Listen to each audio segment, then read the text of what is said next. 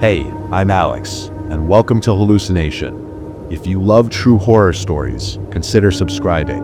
It really helps the channel grow.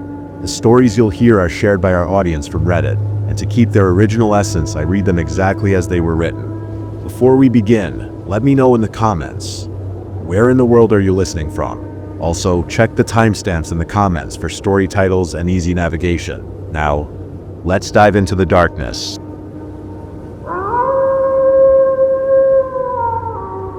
I thought I could read everyone's mind. Then the man across my street ate a block of wood.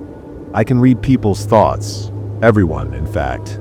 Every person I meet, I see, I hear, I can read. This, of course, makes me excellent at my hobby. I'm a professional chess player. Having the ability to literally know what your opponent's thinking is quite a trick, really. But that's not what I'm here to talk about. Where's the horror in a cute little ability like that? No, I'm here to talk about something. No, someone far worse. See, ever since I was little, I could read everyone's thoughts. It was an odd thing too, and the closest I can describe to it is like drinking alphabet soup, tomato soup with alphabet cereal in it. Delicious. Up until last month, I've been sure of my ability. As soon as I see or hear a person, I gain access to their thoughts, whether they like it or not. Usually I tend to block out these thoughts by listening to music, or simply ignoring them altogether. But see, last month, I met a man. He was new to the city, and I noticed he moved in across my apartment on the second floor of a rundown flat. I lived in the fifth floor, and from my point of view, I had a simply delicious view into his balcony. The first time I saw him, I thought nothing of it. He looked normal, a young man who seemed to be here for college. Rectangular black glasses, a green sweater, all too boring, really. About a week later, he turned up in my chess academy class. It's a small group I assist, but I consistently win against everyone, and the club president usually sets the newcomers up against me to show them what real chess feels like. That's how I met him. First opponent of the day. "Hiya Jones," I greeted, extending my gloved hand. "You are?" "Oh, me? Just good old Donald Zowl. I'd say I'm quite average at chess," he introduced. "You?" "Oh, I'm quite the master." That's when the game began, and I realized I couldn't read him. This was impossible. I'd played this exact scenario thousands of times before. I looked around, I could hear everyone else speak their mind quite literally. "A problem?" he questioned, vaguely gesturing for me to make the first move. "Give me a second," I murmured. I didn't understand. There was no way this was happening. No matter how hard I focused, no matter how hard I calmed myself, I just couldn't read him. The game was over in a matter of minutes. "Not quite the master, eh?" he joked. "My mind-reading skills must be off today," I joked. He laughed. I did too. Something wasn't right about this guy. Out of the thousands of people I'd met all across the world, his was the only one I couldn't sense. So I was curious. You can't blame me. He was a wild card, something I couldn't control, and now call me a control freak, but I really don't like things I can't control. The rest of the day I actually managed to forget about him. I ate lunch, chatted with my good friend Quint Magnus, and went around scamming some people at a funeral using my ability. Evil, I know, but it works. What can I say? People foolish enough to get scammed deserve to get scammed, but that's a whole other story. That night, as I was out tending to my plants in the garden, I saw him. His balcony had virtually nothing on it but a table and a chair. His door was made of glass, just like mine, and the inside of his apartment was lit, allowing me to see inside. Now, I'm not really into watching people, and take that as you will, but this guy really confused the world out of me. So I watched him. He was in his kitchen, a small little place, waiting for something in the microwave to finish. It then occurred to me, he'd be able to see me on the balcony, watching, so I retreated back into the confines of my house, closed the glass door, and turned off the lights. I resumed viewing him, now with binoculars pressed up against the glass. A moment later, his microwave had gone off, and from how intently I was observing, I could practically hear it go off. I reached inside and then pulled out No, that made no sense. He pulled out this block of wood. Worse, he took it out with nothing but his bare hands, and I could see that the wood was black and smoking, yet he didn't seem to feel the pain. And then he did the weirdest thing. He took a bite out of the wood, and all of a sudden I felt this pain in the back of my head, and the next thing I knew, I was in my room, in my bed. I didn't remember getting there. I didn't remember falling asleep, yet I felt just as rested as usual, and I could see by my alarm clock it was well into the morning. One moment I was watching that guy, Donald, and then awake. "What the?" I murmured. I stood up, got dressed, and went to get a bite from my kitchen when I saw my binoculars on the floor. I picked them up, and I looked through them again, once more observing Donald's apartment. I couldn't see anything. No lights were on, but something had changed. I could swear that there was a table there yesterday, but now there was only a bright yellow chair. I shrugged it off at first, but then I noticed other things. I didn't remember Donald's balcony having vines wrapped all over it, yet now it did. And the chair, it wasn't made for an adult, it was a child's chair, and I was sure no child lived there. The weirdest part was when I bumped into him while walking outside to my job, where I was a detective. "Hey Kaya, was it?" Donald greeted. I replied. "Hi. Up for another chess game sometime?" he asked. "Maybe. I'm quite seething over my loss." I smiled sarcastically. With that, we parted ways. Not really. I followed him. Yes, I know, creepy, but that's just how I am. And besides, that whole eating a block of wood thing, if that was even real, was major creepy. And something seemed off about him, like he wasn't who he said he was. His clothes seemed like they were a part of him. Whenever he breathed, it was like every single article of clothing breathed in with him, and his voice, it was so off-key. I still couldn't read his thoughts, and that scared me. His path seemed almost planned out, and all the while he whistled this tune that I just couldn't recognize.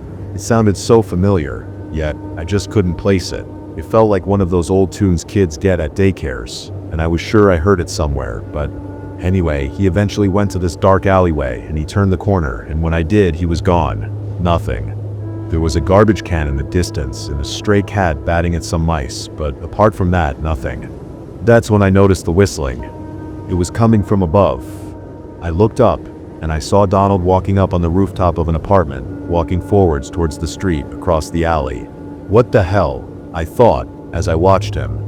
And then I'm not going to sugarcoat it, but he reached the end of the rooftop and then jumped. I ran towards the other street, shouting something like, "Are you okay?" or some other generic phrase, but when I got there, there was nothing to be seen. No body, no whistling, nothing. The trail had gone cold. "Hello?" I shouted. Nobody responded. The rest of the day, I couldn't think of anything but that moment. What the heck was going on? "You okay?" Quinn asked, tapping me on the shoulder as I sat at the park, feeding the ducks. "You look a little dazed." "It's the strangest thing," I replied. "I met someone I couldn't read. I couldn't hear his thoughts." Quint Magnus was a friend. My best friend, you could say, and I trusted them enough to tell them about my ability. "That's odd," they murmured, "but I wouldn't think anything of it. Maybe it's just a 1 in a million thing." "But he did something strange," I countered. "He put a piece of wood into a microwave and then ate it. He'll be sure to look into that." That night I looked through my window again. The lights weren't there. This was the same for the next week, until Monday where I could finally observe again. The past week had not been out on a walk either, and I was getting more and more confused. He wasn't there at first.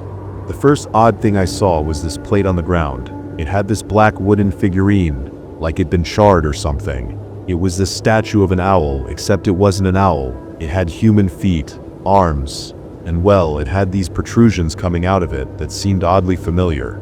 It took me a minute to realize they were teeth, canine teeth that I'm sure were all very human. Then he came back, dressed in this awful black clothing that was ragged and smoking. Next he picked up the statue and moved it to this plastic bag in the corner. When he opened the bag, I saw that there were dozens of other charred black statues, just like all with teeth lodged inside. Then I heard it. That awful whistle, that song, that melody. It was all too familiar, too constant, and I was sure it was coming from him. He wasn't whistling though, just smiling, this awfully large smile that was reaching from ear to ear. I don't know what happened next, but the next thing I knew I wasn't watching him anymore. It was midnight, and he was gone. I'd been watching him at 8 in the afternoon.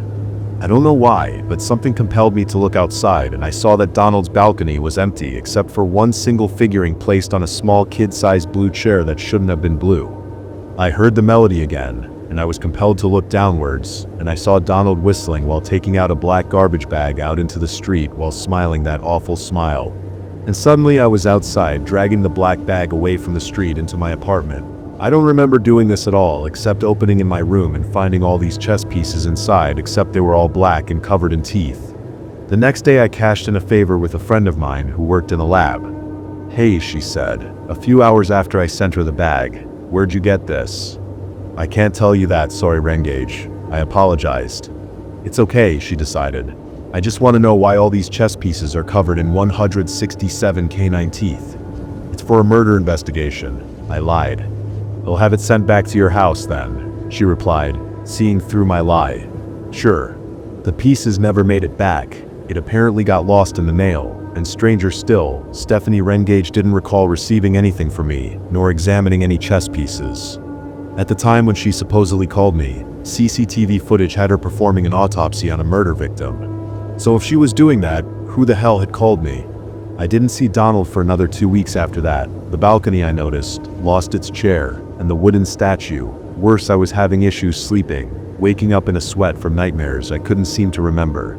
I was receiving calls from people I didn't know, each one speaking numbers in a monotone voice I could barely understand, as if static covered them. And then I saw him yesterday. I don't know what's going to happen, but I am damn well scared, and I need people to know about this. At 9 in the evening I got home and had this irresistible urge to look through the window, and there I saw him. He was just there, staring at a wall. And then for the first time I could hear his thoughts. His lips were moving just out of sync with his thoughts, but I could tell his words and thoughts were one and the same. "It will be done." He was in a conversation with someone, something, whatever. "I'll make more for you."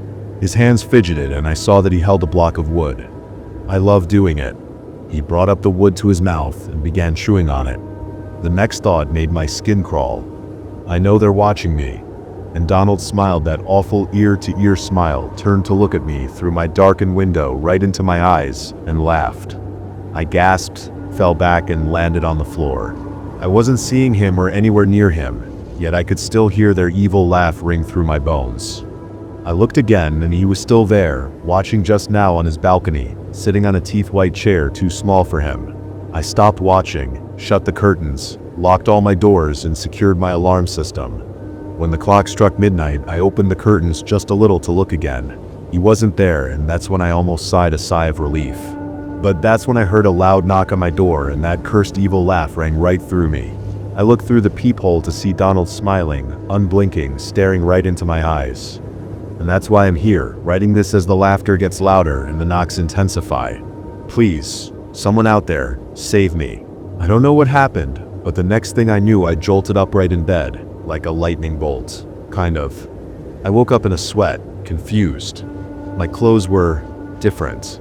I didn't remember changing, nor falling asleep, and the last thing I remembered was, right, Donald knocking on the door and that evil laugh of that thing. I smelled smoke. Burning smoke, except it wasn't like something burning, at least not normally. It was like pastries being cooked, like a delicious Danish custard bread thing. I don't know, I get those from funerals all the time. The smell was coming from outside, and so I ran across my apartment, ripped open the curtains, and saw it. The fire, the smoke, the smell of delicious bread one only gets at funerals, and the smell was coming right from the apartment across mine where Donald lived. The fire wasn't normal. It was black, evil, but not really. It was as if the black flames meant something, like justice or something, but not truly evil in itself. The fires burned strongest in where Donald's apartment was, and felt no shame in smiling as it burned. Something was wrong. I've passed by fires before, and I have always been able to hear the thoughts of the damned, whether I've seen the people inside or not. But here now, nothing. Not even a cry for help, a whimper. Nothing, just pure black silence. And I hated it. I looked at the apartment doors. Nobody was coming in nor out, and it was then when I suddenly realized that I hadn't actually seen anyone come in or out in days, no, weeks or months even. Below, as the smoke began to clear, I saw the streams of water crash into the flames, quickly igniting them. The ocean of thoughts began to streamline into my brain as people entered the scene, a crowd, the firemen, the old lady that lived next door who wouldn't shut up. I put on a coat, headed downstairs, and out into the scene. The shouts and cries of people cheering the firemen were everyone mental and physical as the good men, women, and other people put out the unnatural flames. "What the heck is this fire?" some random fireman shrieked. "How does it turn black?" "Sodium can turn fire black," I snapped, trying to make sense of the situation. "It's true." "And how do you know?" He paused, studying me. "I know you. You're the person that scammed my—" I quickly walked away. I could deal with the consequences of my actions some other time. Usually never. Probably never. I walked over to a police car where Agent Stephanie Rengage emerged. "Rengage FBI," she announced, causing everyone to go dead silent. By now the flames had finally been extinguished, and there was nothing left but a rotten shell of a place. "Now, I need everyone here to get into a line. Agents Varluz and Gray will deal with you." "That's my cue to leave," I murmured, walking away from the scene. Rengage stared into me like daggers. "Kaya Jones," she growled. "With me." I walked over to her and she gestured for me to get into the police car. As soon as we did, the thoughts dimmed. See, whenever I'm in a private space, I can block more thoughts out. "Listen," she began. "I'm only telling you this because Quint mentioned that you were afraid of the guy who lived across the street, Donald, and because you were my friend, a terrible friend. But I get it," I finished. "So what's up?" "Listen," she continued. "You are our number one witness, not suspect, but witness." "Oh, goody." I rolled my eyes sarcastically. I could tell she was serious though. "What else?" I could hear her thoughts before she spoke them, and it chilled me to the bone. "Donald Zhao was the only person living in that building. Nobody else lived there, and since Quint told me you were watching him, I'm going to need you to tell you everything you know. There was something else in there, something about teeth.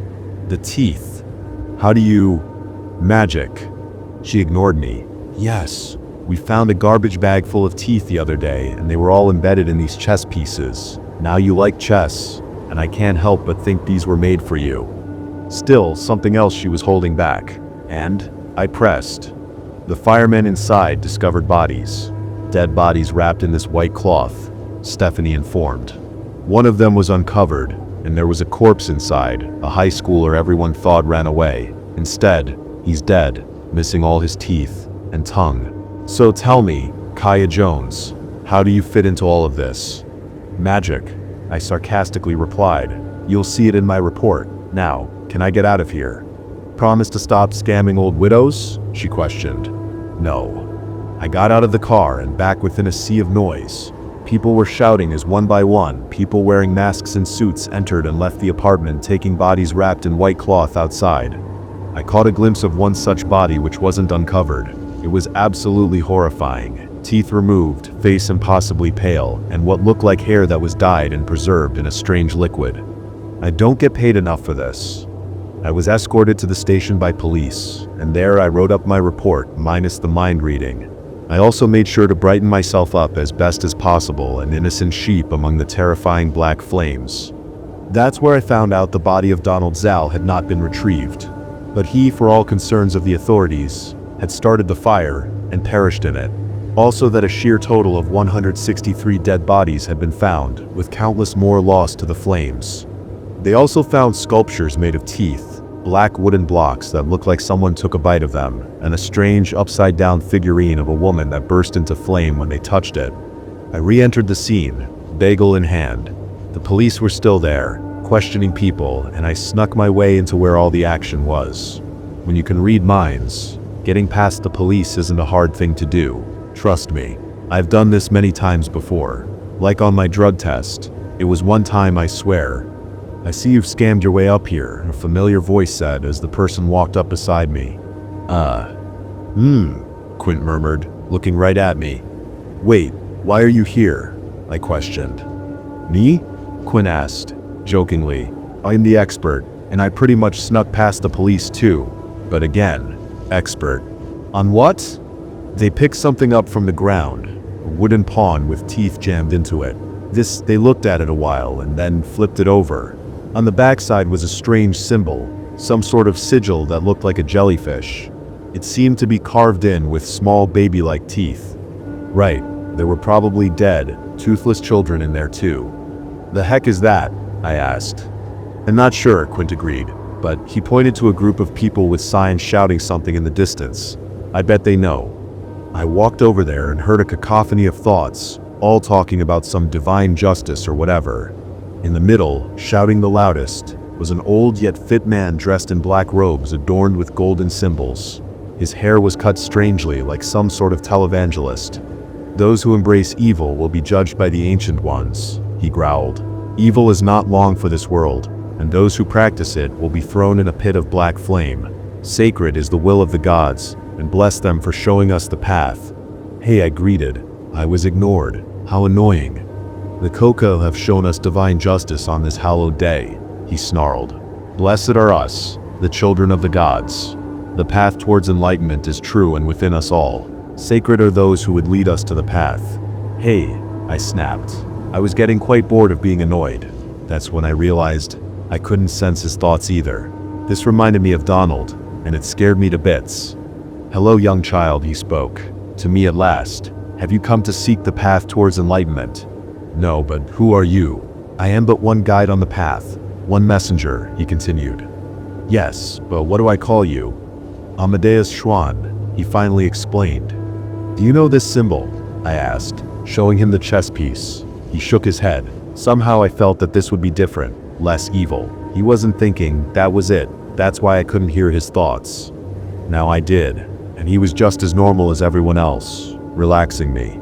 "I do not know, but know this. This black fire is judgment upon evil," he explained. "The enlightened mark this as a display of what would happen to those who embrace evil. In the name of the gods we will raise up an army on this hallowed day," and I walked away, frustrated. All the way back to the scenes and back to the front door of my apartment building. "Weird, huh?" Rengage's voice rang. "They call themselves the Hallowed." "What do you want now, Steph?" I coldly replied. "I want to get some rest." Fine. She was done with me, at least for now. I was about to head inside when, I don't know, something inside me compelled me to walk the other direction, into the streets of the city. And then I heard that whistle again, the one melody Donald always sang, over and over and over, and what the heck? Out of the corner of my eye, I saw someone slink away, looking very much like Donald. I shouldn't have gone after him, but I did. Silently, quietly. I should have told Ringage, but I was compelled. Every step, the melody grew louder in my mind, and soon came the laughing. I began to hear a chorus of voices echoing with the melody, harmonizing yet falling off a note, distorted it. "Karma, Kaya, Karma," something echoed in my mind.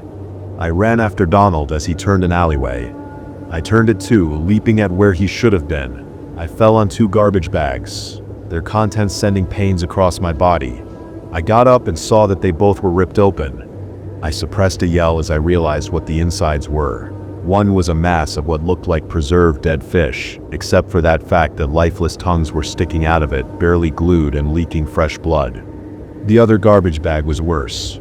Inside was what only I can describe as human skin, folded, stitched, and stapled to each other in the form of a head, with teeth and tongues making up the features of the face.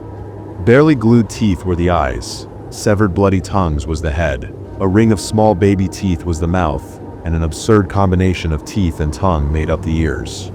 But that wasn't what scared me most. That's because of all the people in the world, that head looked just like me. I heard the melody again, and Donald was right there behind me, facing me, a huge wide smile on his head, sharp canine teeth stretched from ear to ear. His eyes looked bloodshot, dead. He tilted his head, made the smile stretch unnaturally more, turned and walked, a small black bag in his hand. I chased after him, but he walked right into a crowd where nobody seemed to notice him. I called, yelled, searched, but there was no sign of him anymore. And then, just as I was about to give up hope and report to Rengage, I saw it. While people were walking across the road, I saw a small black bag placed in the center of the crosswalk, begging for Met to take it. So I ran, crept down and took it. The moment I touched it, I screamed. Pain took over my body. My eyes bled tears of blood. My legs gave out. My vision blurred. And even in all this, nobody paying any attention to my suffering. I breathed what I thought would be my final breath as my vision pooled up with blood, and I heard the piercing ring of a familiar tune. My alarm clock.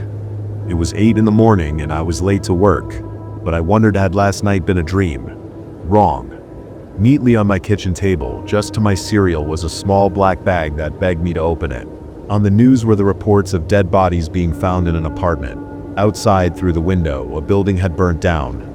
And then, just as I was about to leave my apartment, a familiar, unnatural laugh returned. An evil face was seen through the hole, and the knocking on the door started again, harder, louder, deeper than last time.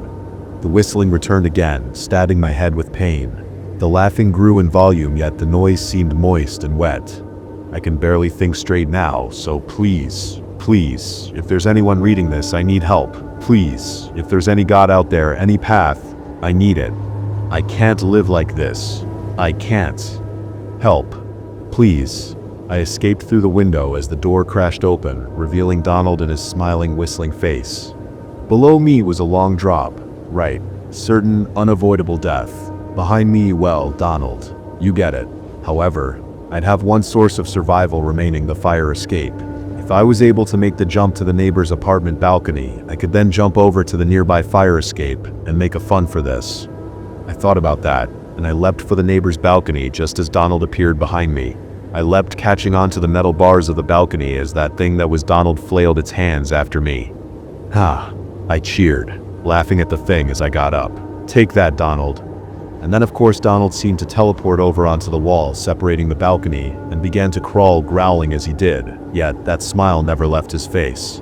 I turned back and ran, leaping up onto the fire escape just as Donald leapt onto the balcony. The fire escape audibly creaked, as if it would crack.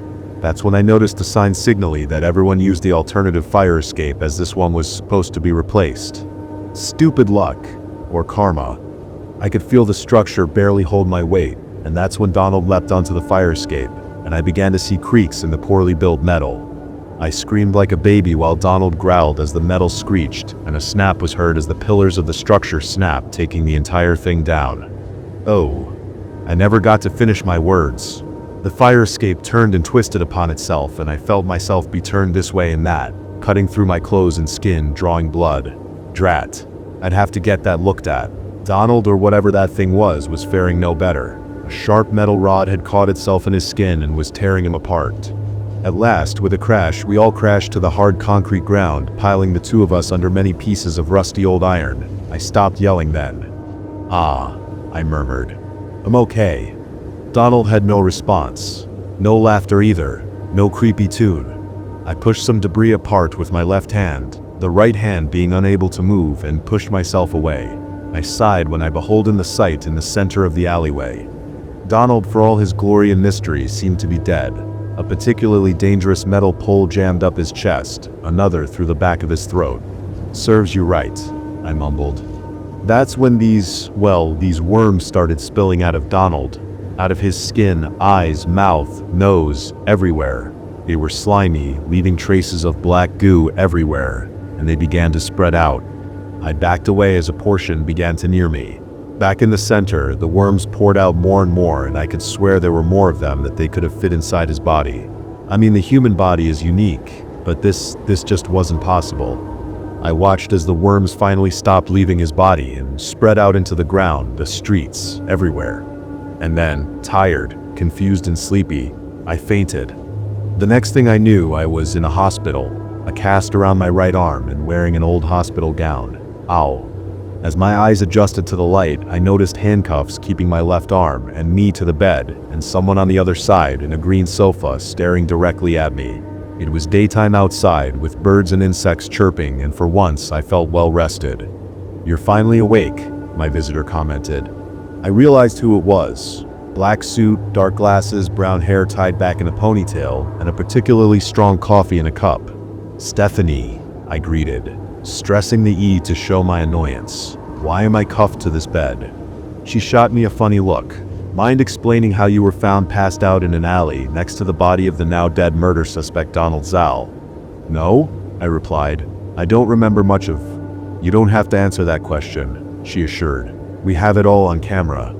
Stephanie showed me a tablet. The screen displayed various images of me jumping to a balcony, with Donald chasing me, another image of me jumping onto the fire escape, then one with the fire escape crashing down, and lastly, several concerning shots of me in my apartment taken from inside. "Mind telling me why there's a camera inside my private personal apartment?" I asked through clenched teeth. I don't remember ever allowing anyone cameras in my apartment, and I sure didn't put them there myself.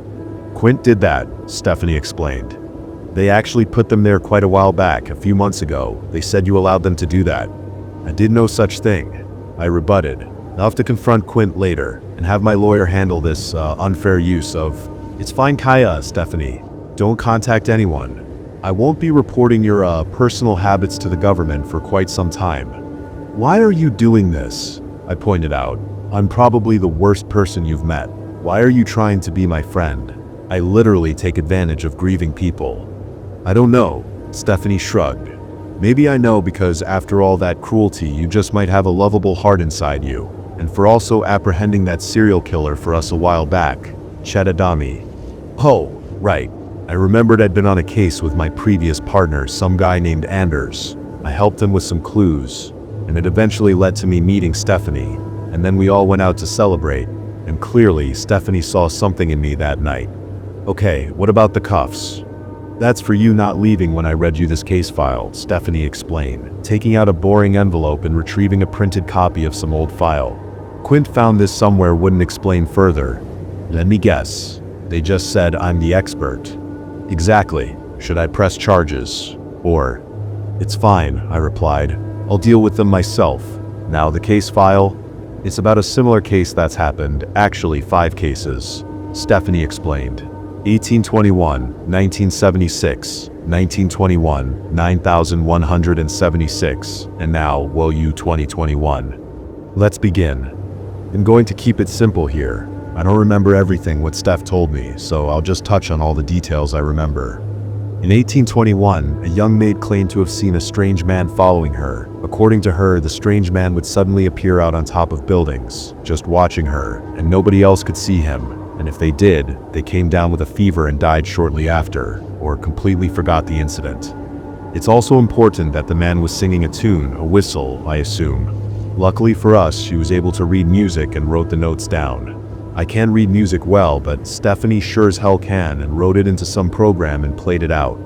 Exactly the same as what I'd been hearing.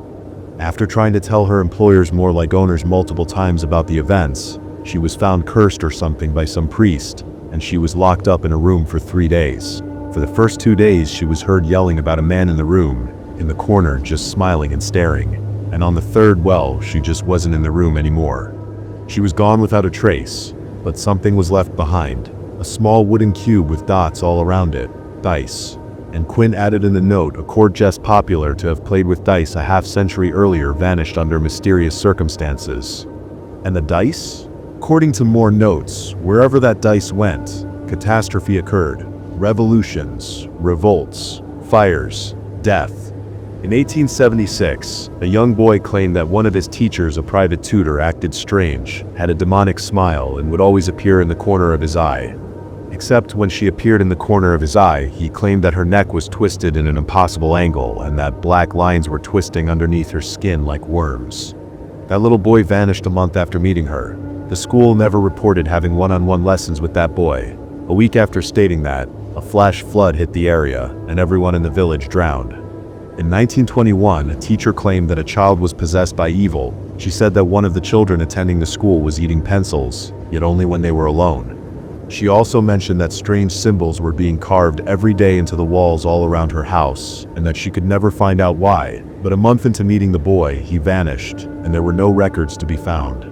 Nothing of further occurrence happened, but she came across a strange maid's dress that looked ancient one day in her closet. She sold it for a fortune, and nothing further happened. 1976. A mildly famous chess player was hearing things, voices. According to his statement to the police, these happened when he met a man who looked like he'd come out from the grave. As time grew on, the voices got worse, and before anyone knew it, he was hit by a car. Except, see, there's one odd thing about that. According to a single witness, it said that he seemed like he was pushed by someone or something into the street. The guy didn't die just yet. It took him a month to die, stuffed away in a distant and unknown hospital. The strange thing is that physically he was fine, yet the man always felt sick, off, like something was wrong with him. One day he started throwing up this vile black liquid that, according to doctors, seemed to crawl and seep into the ground. Over the course of this day, the vomiting got worse, and in the end, he was too weak to stand up, and he spent the last hours of his life throwing up and laying down in a bed. Before his ultimate demise, he gave something to his closest friend, a strange chess piece that looked as if he had bitten into it. When his friend asked the doctors to check his teeth, let's just say his teeth were all intact and complete. When he died, it was as if the energy inside up had gone completely. According to one Dr. Ames, he was drenched in this black sweat and was talking to someone who wasn't there. And then when he took his final breath, the doctors claimed that a mass of these black worms started seeping out of his skin, just leaving and disappearing into the floor. They caught some in jars, and the worms that were caught simply dissolved into black goo. They were supposed to be sent to the government for study, but instead, some people wearing taxidermy deer heads appeared in the hospital one day and vanished with them. One more thing, the name of the chess guy who died. Donald Zell. I don't know what to say, Steph, I murmured. Thanks for warning me I might be turning into black worms. Don't think that's going to happen to you, Stephanie replied, unlocking my handcuffs as she did. If these preposterous stories that Quinn found are true, you do have a chance to live. That school teacher did, remember? Thanks, Stephanie, that helps so much, I grumbled. As I stood up, I remembered what Shed said earlier about our friendship. Want to get lunch? I wish I could, she replied. I've got to follow up on this Donald case. Your neighbor 3 doors away, Olivia Stone. Rainbow-haired, kind of noisy? I asked. She invited me over for dinner once, and then we had a debate about serial killers. That sounds like her. She claims to have seen the exact same things you have in your report. Interesting. To take that lunch offer, she looked to her calendar app on her phone as she said that. 2 days from today, yes? Agreed. With that, we parted ways. I collected my personal effects, changed, and left the hospital, and Raingage, she went out to investigate. That's when I felt the paper in my pocket. A brochure, white text among black, a fancy PTE logo inscribed in gold as a background. Path towards enlightenment, I read aloud. Those who embrace evil will be judged by the black flames of judgment. I thought back to the black flames I saw the day before. 30 minutes later, I was heading into a church-like building, except where all the crosses would be were these strange symbols that almost seemed reassuring to me, like they belonged there. I checked my watch. They were having a service, and it was almost over. I decided to go inside the meeting room and check out what all the fuss was about. The meeting room was huge, and there were more people there sitting in pews than I thought. 100, 200, perhaps more. And they were all listening to the older guy, Amadeus Schwann, preach onto a stage. And so let me tell you a story, he continued, flipping the pages of a thick book. Let us turn to Leviathan 7, message 3. There was a rustling of pages. And so Leviathan, messenger of the Quaco, pronouncing it Kokiyu, went along the path until he saw a village. And he saw that the people in the village were unbelievers, and they needed to be shown the path. So the messenger Leviathan got up atop a black rock in the center of the village and drew out a crowd and began to speak the message of the gods. I unconsciously sat down and took a book for myself, flipping to the page, whispering the words to myself. And so Leviathan stood atop the rock and he said, if we are made in the image of gods, doesn't that mean we have the potential to become gods ourselves? And the people were so swayed by his words that they abandoned the path of evil and strode towards the path of light. Sacred are the will of the gods. Sacred are the will of the gods, the congregation murmured. Earlier, I talked about Kaleri, a disciple of Leviathan, and how she found a village of unbelievers, and yet, when she spoke the message of the Koku in our core belief, they rejected her.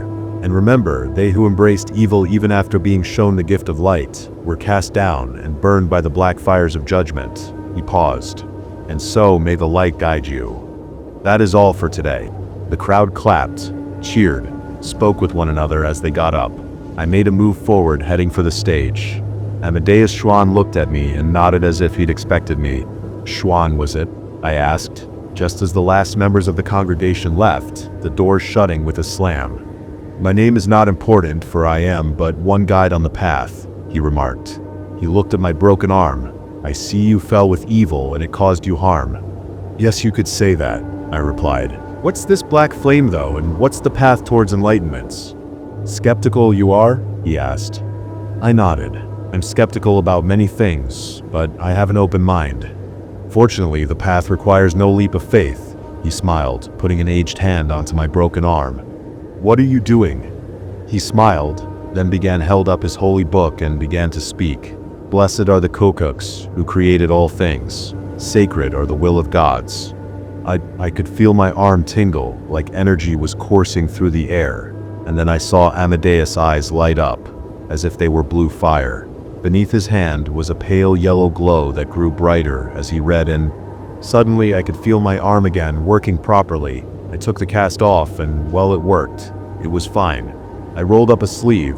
A scar that'd been there a decade was gone, back to original skin. How? I choked on my words. "How did you do that?" He simply smiled and patted my head. "The path finds you worthy, Kaya Jones." With that, he walked away, leaving me stunned, scared, and confused. If anyone knows anything about the path, or whatever's going on, I need to know. It was election day. I realized that after spending 2 hours inside the church, temple, religious building. I've been reading the Book of Enlightenment and its other stories. They told me astounding stories, from the belief that life originated far away in a distant place and was brought to all over the world by an ancient vessel which was built to carry life out among the stars. Aliens? Maybe. I actually found the book, for lack of a better word, enlightening. It had this profound message that no matter who we were, we all had the potential to become gods ourselves. I liked the people of the book, found the idea of nothing after death oddly calming. It honestly seemed like a great belief, a way to better one's morality. Anyone could become a member, and those who fought against true evil could be made into these missionaries, messengers, which were given a gift from the gods to do miracles. Also, that's literally the motif everywhere in the book. I found barely any contradictions, and the book was fair, and the so-called Black Flame judged only those who were truly evil. I think the most profound idea of the religion was that they believed there was either no afterlife, or that they would ascend and continue living to follow the path, and that they could choose to end their existence anytime.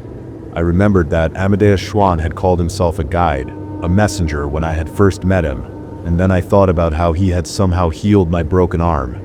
Maybe this religion had some truth to it after all. Anyway, as I was saying, it was election day. Today our new mayor was being elected into office, and one of the candidates, Chauncey Wells, was speaking today at the city square, a large park surrounded with shops, high-class dining, and expensive 5-star hotels. I wasn't one for politics, and I usually voted for whoever would make life better, but I decided to come to the rally because, well, free food. So that's how I found myself in the middle of a massive park, snacking on a plate of various cookies while barely listening to the nonsense Chauncey was going on about. "Huh, what?" I asked, mouthful of cookies. "Yo," a voice called. "Kaya." Next to me appeared my neighbor 3 doors away, Olivia Stone. She wore a shiny leather jacket adorned with fancy pins, striking rainbow-dyed hair, and a knowing smile on her face. "She's a medical doctor turned FBI agent," I explained. "It's very complicated." "Your friend Agent Rengage said I'd probably find you here," Olivia explained. "I just finished telling my story to her." "What exactly is her job?" "She's smart," Olivia decided. "I assume you're here for the free food too." I chewed a particularly sweet cookie, and Rengage suggested you should tell me your story about that guy across the street. "Yeah. Do tell," I told. Back at the rally, people were chanting some weird phrase I wanted no part in. I could tell Olivia was uncomfortable with the chant, and we silent moved away to a bench a bit farther away. I'm not sure how it began, but earlier this year I saw that guy Donald on one of my travels, she began. "I was in Alaska, hiking. I do that in my spare time when I saw it." "Saw what?" "The cave." She paused, pulling out her phone and showing a picture of a dark, out-of-place cave. "This cave isn't anywhere on the map, and the second time I hiked there, I didn't find it." "Interesting," I murmured. "I saw nothing at first, but I got my flashlight and entered it," she continued. "I found a passageway leading deep within the earth, and they were so strange. They were almost like steps, beckoning me deep into the earth." She showed me another picture. They did look like steps. Before I went down these steps, I heard someone else enter the cave, that guy, Donald. "What was in the cave?" I questioned, tossing a nacho in my mouth as I did. "So I met him. We shook hands and stuff, and we went deep into the caves together. I know, going into a weird place with some person I barely know. Don't worry, I can handle myself in a fight." Olivia laughed. "Anyway, We eventually got to this strange room. A room. There were like these ancient carvings on the wall, stick figures and other symbols that I couldn't make heads or tails of. I tried to take photos of them, but my phone was stuck on this weird black screen. But the weirdest part was this altar in the middle of the room. Next? Well, I impatiently asked. You won't believe this, but I saw something change in that Donald guy as soon as he saw that altar. He pushed me aside and somehow pushed it aside. That altar was made of stone. Olivia accented. There was this pool underneath. Just a hole a few meters down from that was this pool of black liquid. I tried to ask Donald what he was doing, but before I could, well, he just turned to be with this creepy smile on his face, and his teeth was all sharp and spiky, and there were these black worms coming out of them, and I sort of just backed away. Whoa! Before I knew it, he jumped into the hole and I heard a splash below. I was stunned, and it kinda took me a while before I was able to get up and look at the hole. She paused, looking up into the sky. I did too, seeing dark clouds form around the park. That was odd. The forecast said there was nothing but sun today, and our weather forecast has never been wrong. Anyway, I saw that it wasn't black water in that pool. Donald's body was there, but these black worms were all over him, and it didn't take me long to realize that pool was made up of the same black worms as the one I saw in Donald. Creepy, I murmured. But continue. It was Donald. I heard these whispers after that, and suddenly I saw the worms kind of lurch out of the pool, connecting to each other and trying to escape.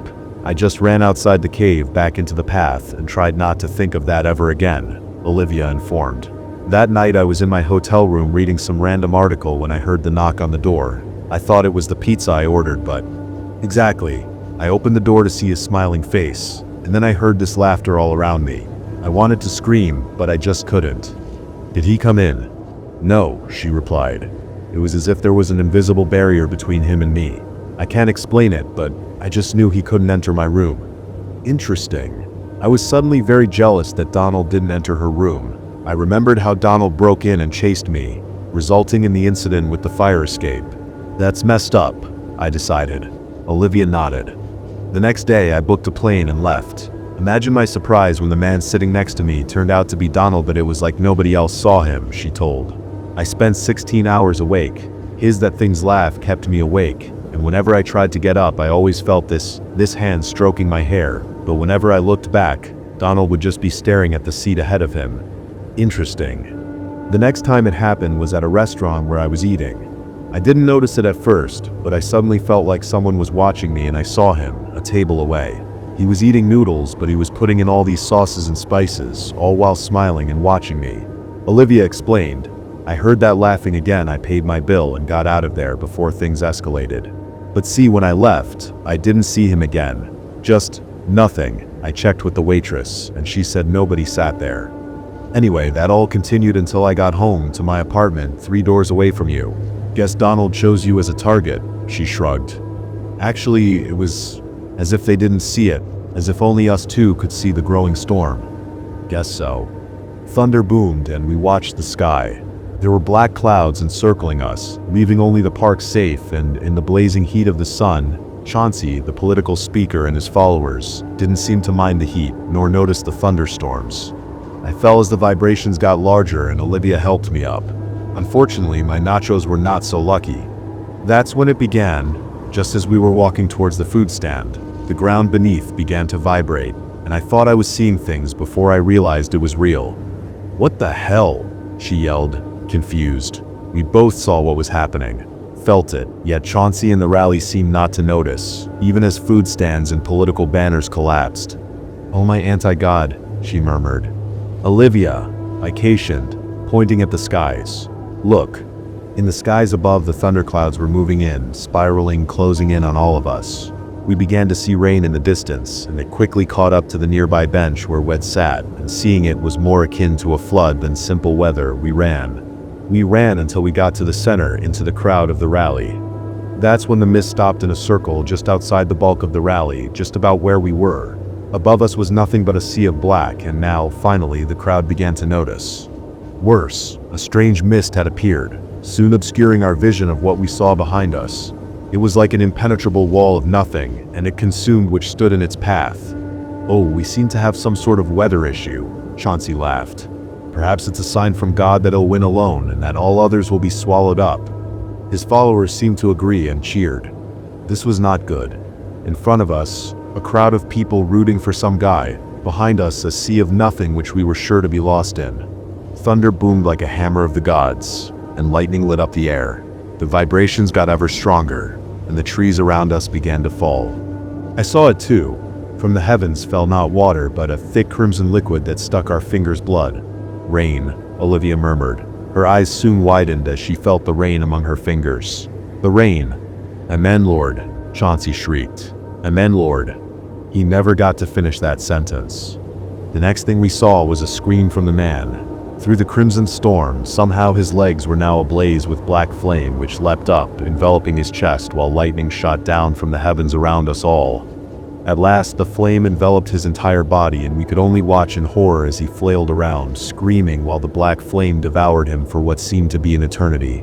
And as soon as it had all begun, it was over. The mist vanished, and the clouds above did too, making the crimson rain vanish. At last, thunder boomed, and a final bolt of light struck him down at the center of the stage, leaving nothing but a charred, broken body. Besides the dead body, the blood on our skin, and the destruction of the earthquake, nothing explained how it all had happened. "What the hell just happened?" Olivia gasped. "Divine judgment," I panted. "Divine judgment." It was only later that day that on the news I heard that a stack of papers somehow appeared on the desk of a local police station. The papers detailed several money transfers from Chauncey's secret, illegal account into a group that was involved in a local bombing that caused the deaths of 16 innocent people. There were more on his secret donations to other terrorist groups, conversion therapy, and a dangerous supremacist cell that had intended to take over a nearby city with the leadership of Chauncey. And now I think it's time to pay another visit to Amadeus Schwann and the path towards enlightenment. Kaya Jones. Something is happening here. Evil is being cast down, made like ash, just like the Book of Enlightenment spoke of. I hailed a cab outside my apartment, paid the fee, then sat back and relaxed as the man promised to take me to my destination. We passed the bustling city, making note of the people, wondering if divine judgment would take place upon any of them. That's when I felt it, this strange feeling in my arm.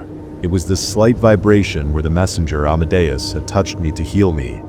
I ignored the feeling, rolling down my sleeve to hide it. Then the vibration got worse, and now I had to check.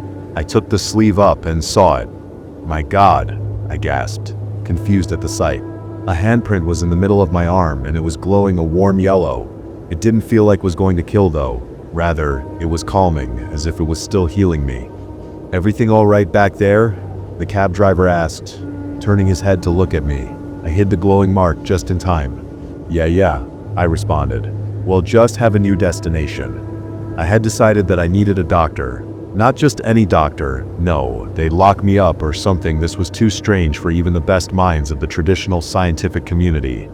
I had a friend, Alicia Valerio, and she had dealt with some weird stuff before, mostly involving some creepy cult fruits. She'd be able to keep this secret. I was dropped by her house. A large one I had no idea how she managed to buy. Actually, I did know. She did some work with the government, and she was a mutual friend of both me and Ring Gage. I pressed the doorbell, and it prompted me to speak. "Hey Alicia, it's me, Kaya. You know, the one with the magic mind-reading thing." Before I finished my sentence, the door sprung open, revealing a sleep-deprived Alicia Valerio just as she always was. Despite the rustled hair, strong-smelling coffee, and a general look of confusion, she seemed happy to see me. "Kaya," she yelled, embracing me in a hug, somehow keeping her coffee unspilled by some divine miracle. "Alicia," I half-hearted returned, too confused to think straight. "Come in," she told, and I followed her in. The house was large, and she lived there only with her pet dog, Strawberry, who I noted wasn't in the house today. The house, though, was a mess. Lab papers here, weird nonsense there, and all in a muck. "What brings you here today? You said you had an emergency." "Right," I replied. "This." Alicia could only gasp as I lifted up my sleeve to revealing the glowing hand mark. Except now it wasn't just a glowing hand mark, more like a glowing hand splotch. The glow had spread, and by now it was covering a third of my arm. "Wow, how did that happen?" she asked. "Long story, but I was touched by some priest who cured a broken arm, and then boom," I explained. "I'll tell you the fine details later." Why would you let some priest touch you? Seems kind of irresponsible to me. She pouted sarcastically. Says the one living in a mess. I shot back. We walked to a bright room that was labeled sterile. It did not look sterile. Classic Alicia Valerio. She sat me down in an uncomfortable-looking chair, which I found strangely comforting, and disappeared into a closet, then returned with a syringe. I hate needles. Just gonna draw some blood, Alicia reassured, sticking the needle into the glowing mark on my arm. I winced, but after a moment, Alicia drew it out, along with a cupful of blood. Now for an unaffected selection, she murmured, sticking another into my other non-glowing arm. A moment later, that too was done. Different shades, I murmured, looking at the two, now vialed blood samples. Interesting, Valerio murmured. One sample was noticeably lighter, glowing, in fact, occasional blinding shards of light escaping the murky substance. The other one was normal, crimson, and dark. I watched as my friend drew bits of each blood set into a pane, then set it under a microscope. After a few minutes of oohing and ahhing, she finally returned back to the world of the living and faced me. So what? I questioned, confused. The mark on my arm was quickly spreading across my hand and deep within my bones. It felt calming, but I was still mildly scared by its existence.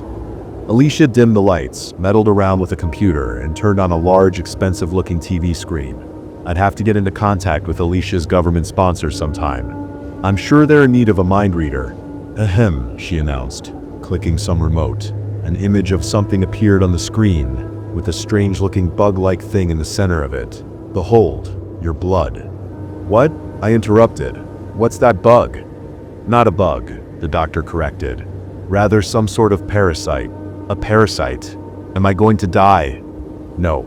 Parasites are usually not dangerous. Alicia explained. In fact, this one is doing more good than harm. You wager this parasite isn't even meant to do harm. Look, what I'm seeing is that this, whatever it is, it's spreading all throughout your bloodstreams and fast.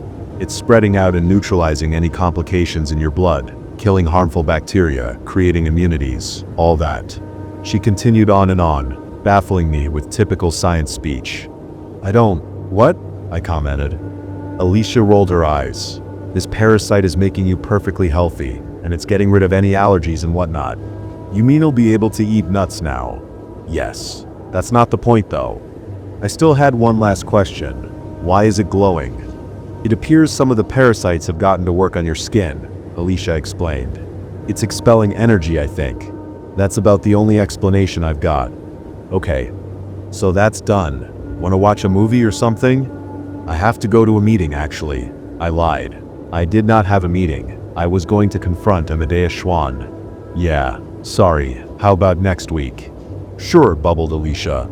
Half an hour later, I found myself back in front of the small building that housed the followers of the path towards enlightenment. I saw the building more clearly now, taking the time to appreciate its architecture.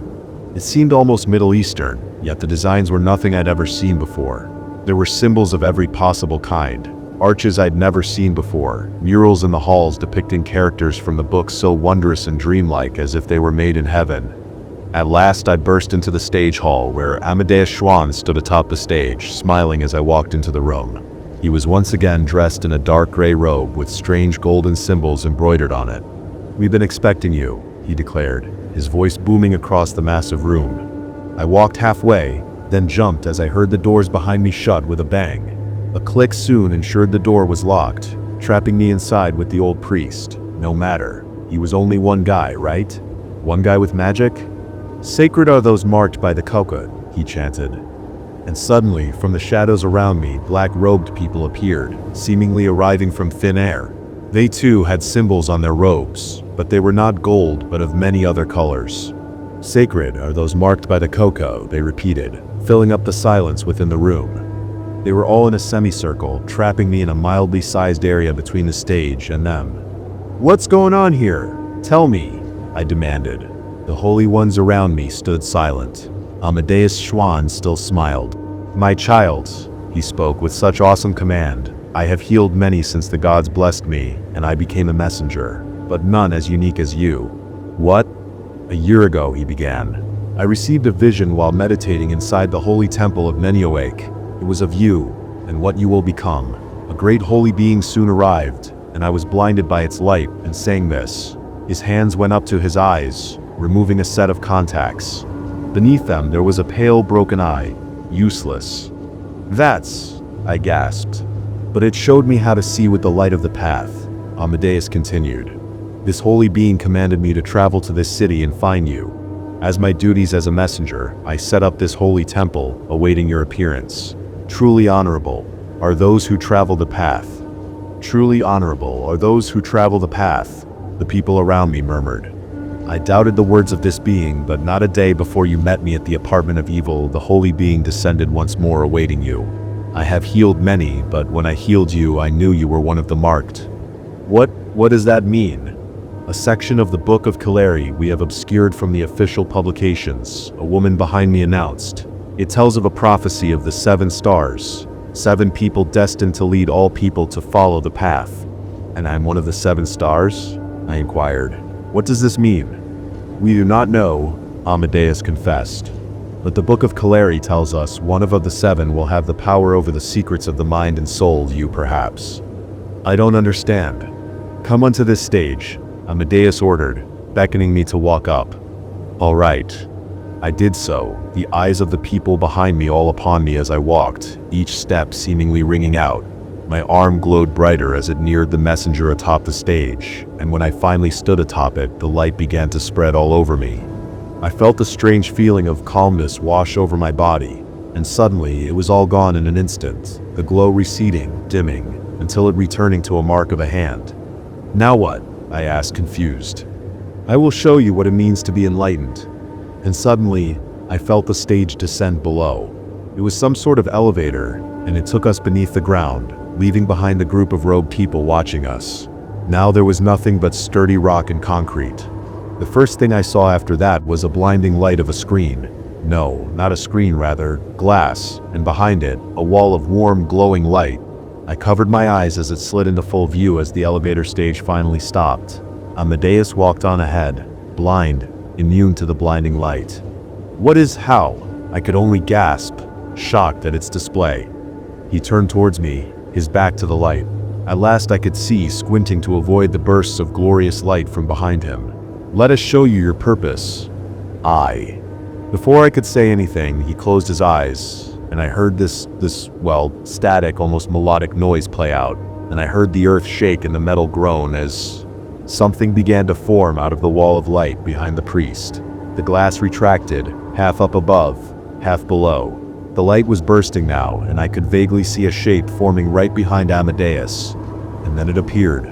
It was angelic, perfect, the most holy thing I've ever seen. The bright wall of light condensed, leaving only burned concrete behind it.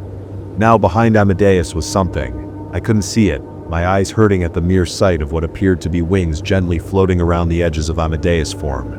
Where the wings met seemed to be some sort of geometric pattern that I saw in the shadows on the floor and reflected across the room. The holy being behind the man in front of me moved forwards, and then transformed into a million lights, as if it were a mass of fireflies. The small lights were too bright for me to handle, and so I closed my eyes, but not before seeing streams of them enter the messenger. And then I saw the light vanish and I opened my eyes.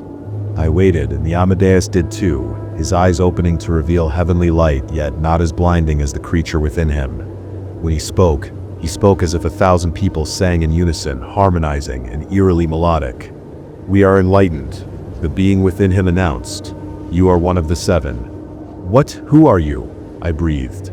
I am one who walks the path, they expounded, and you too will one day walk the path upon the hallowed realm. I don't understand. The hallowed realm, that's like heaven, right? An opt-in eternity of choosing to follow the path. Correct. Kia Jones, the being agreed, a smile forming on Amadeus' lips. Blessed are the children marked by the gods. And then, Amadeus or whatever was within him stepped forwards and put a hand on my head. Suddenly all I saw was white, and then a graveyard, except it was as if I was seeing it through a foggy telescope. I saw a statue of an angel, but it wasn't right. It was frowning, like something was wrong, and it just seemed off somehow. That's when I noticed black worms all over it, entering it, seeping into it, and then I saw the statue smile one moment it was frowning, and then it was smiling this evil smile, just as Donald had done. I saw a street sign in the distance which read Alexandria Street. I recognized it. It was not far from where I lived. In fact, I recognized the cemetery. And then, just as I was able to make out more details, the scene changed, and I saw a body on an empty dirt road, neck broken in an impossible position. Behind the body, a few meters away, was the angel, black worms crying from it, smiling cruelly. I saw the body again, then gasped. It was Quint's dead body. Their eyes were gone too, replaced by worms squirming, as if he was an empty shell within. And before I knew it, that was gone too, and I then saw myself in the park in the center of the city. The earth was shaking, and I saw this sinkhole open up in the center, in a perfect unbroken circle. The earth broke down, falling into a pit of darkness. And then I saw that the pit contained millions upon millions of black worms, all squirming, attempting to get at the surface. I saw the worms dance, and then form themselves into this massive creature which began to scale the walls. I saw myself being taken into the pit by a black mass of darkness, and then before I could see more, darkness. I saw white light again, and I was back at the room underneath the Temple of the Path. Amadeus was now standing towards the wall. The being inside him was reforming, escaping him back into its true form. Then Amadeus turned back towards me, just as the creature spread out and became once again the wall of light. What was that? I choked. Your path, Amadeus simply acknowledged, taking my hand and walking us back atop the stage. I was left speechless. And as the stage ascended, I could only wonder what the future had in store for me. I could feel it in the air, that a dreadful calamity was soon to occur. Some unseen hand guided me outside into the streets, confusing me, yet leading me with a purpose. I remember somehow getting into a cab, telling the driver to get me somewhere, then blacking out, and after that, I was in the midst of an abandoned road, with the ruins of apartments and stores around me. I came into sanity then, and I saw an old fallen sign in the middle of the road. Alexandria Street. I gulped. As the world slowly returned from a blur to constant, almost pure clarity, there was someone directly ahead of me, staring right at me, unmoving. No, not a person. A statue of an angel with something in its hands. A dead body, draped across two held-out hands. The body of Quint Magnus. But this wasn't how I'd seen it in the vision. No, something was wrong here. In the vision, Quint was on the rocky floor, dead, their necks snapped. I got closer, and as I did, I felt myself tense. I was hearing something odd. The strange drip-drop of water, except it made an awful screeching noise, as if it were a million snakes, or dare I say, worms screaming. That's when I finally saw it. The angel's stone face looked down upon the body, and from its closed eyes I could see that dark drops of red fell, mixed with the intertwining, writhing forms of darkness. I jumped when the eyes of my dead friend Quint Magnus shot open. It was emitting a soft purple glow, still more alien than events happening within the old abandoned street. A hand shot out, gripping me tight. "Kea," Quint groaned weakly, their voice choking. "Run!" And suddenly I saw the stone angel cry more tears of black, now its eyes open, and mouth in an eerily familiar smile. My vision began to blur as I watched more of the black, squirming worms weep from the angel, emptying into Quint's body, their forms squirming as the worms seeped into their skin. I turned and ran, but I was met face to face with the angel, hands now reaching out for me. I looked back, seeing Quint standing up. They seemed fine, aside from the fact that black drops of goo were dripping from them. "Quint!" I shouted. Then I felt cold hands wrap around my throat. The thing possessing Quint lifted me up into the air, then threw me across the street, and I crashed into an abandoned store filled with standard kitchen goods. As I lifted myself up, I took the generous pleasure of shoplifted a knife. I walked back onto the path. "Who are you?" I growled. "Why are you doing this?" "We are the Forsaken," Quint spoke, their voice now thick with melodic speech. "We cannot allow the Seven to realize their destiny." "The Seven," Amadeus told me, "I am one of them." I combated. "Why'd you have to kill Magnus? Go for me." "You misunderstand," Quint spoke, the mouth out of sync with the words. "Quint is one of the Seven." "I see." The next I knew, Quint was in front of me, and then I was kneed in the chest, knocking away my breath. I responded soon after with a well-thought-out punch, yet that barely seemed to affect Quint. Quint threw a punch, which I dodged. I tried to cut him with the knife, but they seemed to blink away, disappearing in seconds, then appearing behind me, kicking me down. I backed away, scared. Suddenly, before I could process the scene, I felt two stone-cold hands wrap around my wrists. Behind me was the angel. I felt cool drops of black ink drip onto my head, then the moist feeling of something forming and wriggling in my hair. Quinn moved closer, now right in front of me. "We cannot allow the Ancient Ones to be reawakened," Quint explained, just before sticking a hand into my chest. I yelped, preparing for the pain. Oddly, there was none. I looked down and saw a hand in my chest, beams of light around the edges. Quint was looking for something, and I felt it when they gripped their hands around what felt to be not my heart, a cube, which I could now feel. "Seek the path," a strange old voice said, inside my head. "Accept your destiny."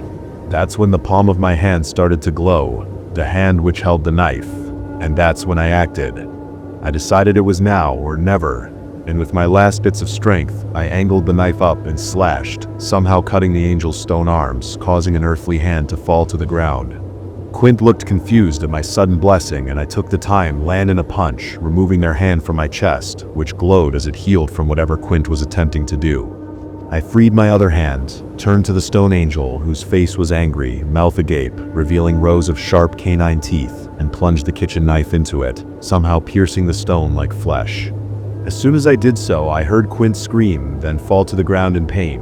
The angel began to cry black tears, and then I saw that where the knife had embedded itself into, black worms were escaping. I felt a sense of power wash over me, and I pushed the blade in deeper. The light from my hand touched the black worms, and they seemed to screech out in agony, and the burned a black familiar flame. I turned around to see Quint screaming on the ground, a stab wound in their chest. Black worms were also crawling out, burrowing into the earth and vanishing. Behind me, black flames leapt all over the angel, reducing it to ash. A second later, Quint burned, but yet it was not Quint themselves that was burning, rather something within them taking their form. It was as if the black goo had knitted themselves into a person, and it became the skin of Quint. I watched as this person made of black goo ripped itself free of Quint's skin. It was like net, gaping holes in between that vibrated as black ripped through it. I stepped back as the thing escaped Quint, which now attempted to grab onto me with long dripping hands. Quint gasped as the thing left them. They seemed fine though, and there was noticeably no stab wound in their chest. They looked at me, confused, and then fell to the ground, unconscious. The black netted creature began to melt away, falling to the earth, returning to a pile of black ink. The black worms burrowed into the earth, but just before the last of them escaped, I scooped up a couple into a container that somehow made its ways into my nearby bag. The worm squirmed inside the container, attempting to escape. Soon it stopped and reverted into a bulk, oily substance. I sighed, my mission complete. That's when I noticed Quint wasn't anywhere to be seen. One moment they were unconscious, on the floor, and now they had simply vanished into thin air. And that's when I had the visions again.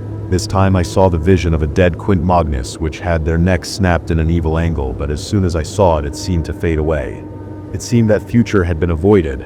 And then like before, I saw the sinkhole open up in the park. Did not wash away. I could see more now. A perimeter of messengers dressed just like Amadeus surrounding the pit chanted, a strange light in the air. I saw a pool of black surrounding me inside the depths of the pit. I saw creatures made up of the black in the same net-like fashion form, and then it was over. My phone buzzed, and I looked at it. Earthquake warning in your area. Seek shelter. Great. Before I could do anything, a car rolled up down the street. The black car's passenger door shot open, and in heavy black robes and a knowing smile was none other than Amadeus Schwann. Blessed are those who stand against evil, he preached, nodding. Now, get in. 10 minutes later, I was in the hall of the Temple of the Path, where many people dressed like Amadeus gathered. I assumed they were all messengers or whatever they called themselves. The messengers weren't all old like I'd assumed. Instead, they seemed to be chosen at random. A young man here, an elderly grandmother there, and hell, I even saw a child dressed in the same black clothes as the rest. But one thing was true among them. They all believed in the path. I can't say how many were chosen or why, but today I think they were the one thing deciding the fate of the world. Amadeus, who appeared to me the leader of the messengers, got up the stage and spoke. The time has come at last. Today a great evil may be unleashed upon us, and it is only by our actions can this calamity be stopped. This day will decide your fate, my fate, and the fate of this dear city. Will you join me? Will you stop the enemies of destiny? Let us share our path, so that together we may strike evil down like a curse and make them like ash, for we are the blessed. On this day we have gathered here to make a stand against evil, and on this day shall we strike them down and make them like ash. Let us stand in unity to cast down those who embrace evil. Let us become as one to protect all that we hold dear. Let the might of the cocoa cut through all who oppose us. Everyone cheered. I joined in. Amadeus raised a hand, quieting the crowd. Sacred are the will of the gods. Sacred are the will of the gods, the crowd chanted. Sacred are the will of the gods, I murmured. And then we led ourselves to the park. Amadeus was in front, guiding me, who was on his right. I tried to ask him what was going to happen, but he only smiled and nodded in this oddly calming way. We paraded through the streets, until at last, we got to the park. Amadeus ordered something, and the messengers spread out encircling where the pit would form in the vision. The messengers began to chant, and now all I had to do was wait. I noted a messenger with striking white hair set up a timer for 6 hours, and I soon realized whatever was going to happen wasn't happening anytime soon, so I soon left, heading over to none other than Alicia's place. "Tia," she practically screamed, "you're back. I need you to analyze something," I explained, holding up the container.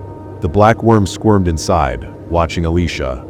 To my surprise, Alicia had a completely different reaction to the worm than what I thought. "I've seen that before," she gasped. "A guy brought something just like that. His name was Donald Zal? No, it was Mayflower, Jack Mayflower. He said he found it in the mountains of an island called Acheronia. He said Stacy Sykes, a friend of mine, referred him to me. Can I have his contact information?" I wondered. I'm looking into this black stuff. "I don't have his contact, but he did mention going to Kasdan University. Alicia invited me in, then put a finger to a map. You should be able to find him there." "So what can you tell me about the black worm thing?" I asked. "I haven't been able to find much out about it, actually," Alicia explained. She sat me down on a sofa and turned on a TV, then going through files. "It's some sort of fungus, yet it moves like a worm. The closest I can describe it is, well, mold." The video played. It was a recording of the black worm inside a glass box designed to simulate the environment. The black worm was happily swimming in water, darting this way and that with no clear motive. Alicia's voice soon entered the scene. "From my previous research, this, let's call it the Acheronia blackworm, appears to take complete control of a host's nervous system, yet it's able to capably survive on its own." A moment later, a two-gloved hands placed a white mouse into the glass. A thump was heard as the glass top was sealed shut, locking the animal in. Next I saw the Acheronia blackworm dart, then transforming into a small tentacled mass, swimming through the water and onto the land. When the mouse caught sight of the mass, it began to squeak, terrified. The black goo just sort of slid its way closer and closer to the mouse, until it backed it into a grass-filled corner. The mouse batted a paw at the mass, but it seemed to only cause parts of the mass to stick to it. In a matter of moments, I then saw the rest of the mass suddenly leap up, and I saw the black matter sew itself into the mouse's skin. I saw its red eyes fill up with a dark substance for a moment before it returned to normal. The slide changed to some sort of scan of the mouse. "I have injected the mouse with a paralysis, then had it scanned with a number of machines," Alicia's voice informed. The scan displayed something in the rat, a netted pattern just like the one I saw coming out of Quint. The Acheronia blackworm appears to have first infected the brain, then spread across the entire body and sewing itself a new nervous system. It's amazing, really. It's literally possessing its host. At this point, I don't think we can even call it a parasite. It seems capable of surviving any environment, utilizing even photosynthesis or gases to synthesize glucose, and it seems capable of breathing underwater. The scene changed, and we watched the mouse swim underwater, catching a small fish that Alicia dropped in. The mouse seemed to have developed a set of more carnivorous teeth, and it had no difficulty consuming the fish even in the water. Administering a slight electric shock, Alicia began as a button was pressed. As soon as it did, a small buzz rang out, electricity shooting through the water. The mouse seemed to freeze for a second, and suddenly bits of netted black burst through the skin, then return itself within the creature, momentarily expel the blackworm. I suppose a higher degree may kill it entirely. I haven't found any other way but this to neutralize it. Another pause, then the screen changed to a microscopic view. Some cells were attacking others, and I didn't understand anything. We can see here how Acheronia reproduces. Its cells, if you can even call them cells, appear to literally send these tiny hooks into other cells and assimilate them, transforming them into Acheronia cells. I suppose that's the only thing it has use for the host. I haven't discovered any other way to cause the reproduction of the Acheronia blackworm. End record. And that was it. The screen shifted to darkness. Wow, I said. Wowed. Cool, right? Alicia laughed. I'm sending the video to the science folks at that institute, the page one or whatever. Before I could say anything, a slight rumble ripped through the earth. I checked my watch. The hours hadn't passed by, yet I could sense something great and dark was soon to happen. But now I had to prepare, and in the meantime explore this Acheronia blackworm as much as possible. And to do that, I'd need the help of one Jack Mayflower. Kasdan University was large, its architectural marvels sprawling all over the cool green landscape. The fall atmosphere brightened the area, somehow matching perfectly with the Roman-esque design of the buildings. Around the massive looming main building of the university was a sprawling park, dreamy and perfect, tended by the world's best gardeners and caretakers. Jack Mayflower seemed ordinary. I watched him jogging along a circular path around the park, striking white hair bouncing in the breeze, hands kept in an old gray jacket pocket. "Jack Mayflower?" I asked, just as he passed my bench. He stopped, then looked back at me. "Yeah, what's up?" "My name is Kaya Jones," I explained. I held up a photo of the black worm. "I need to talk about this." "Where did you get that?" he growled, stern, accusing me of crimes I did not know. "I was attacked by it," I explained. "Half true, half false. Alicia Valerio told me you brought one to her too." "That's true," Jack stated. "I encountered the worms in a temple in Acheronia. There was a cave and there was some sort of pool filled with them." My mind raced back to the vision brought by the angelic light. I decided to ask about the Path of Enlightenment.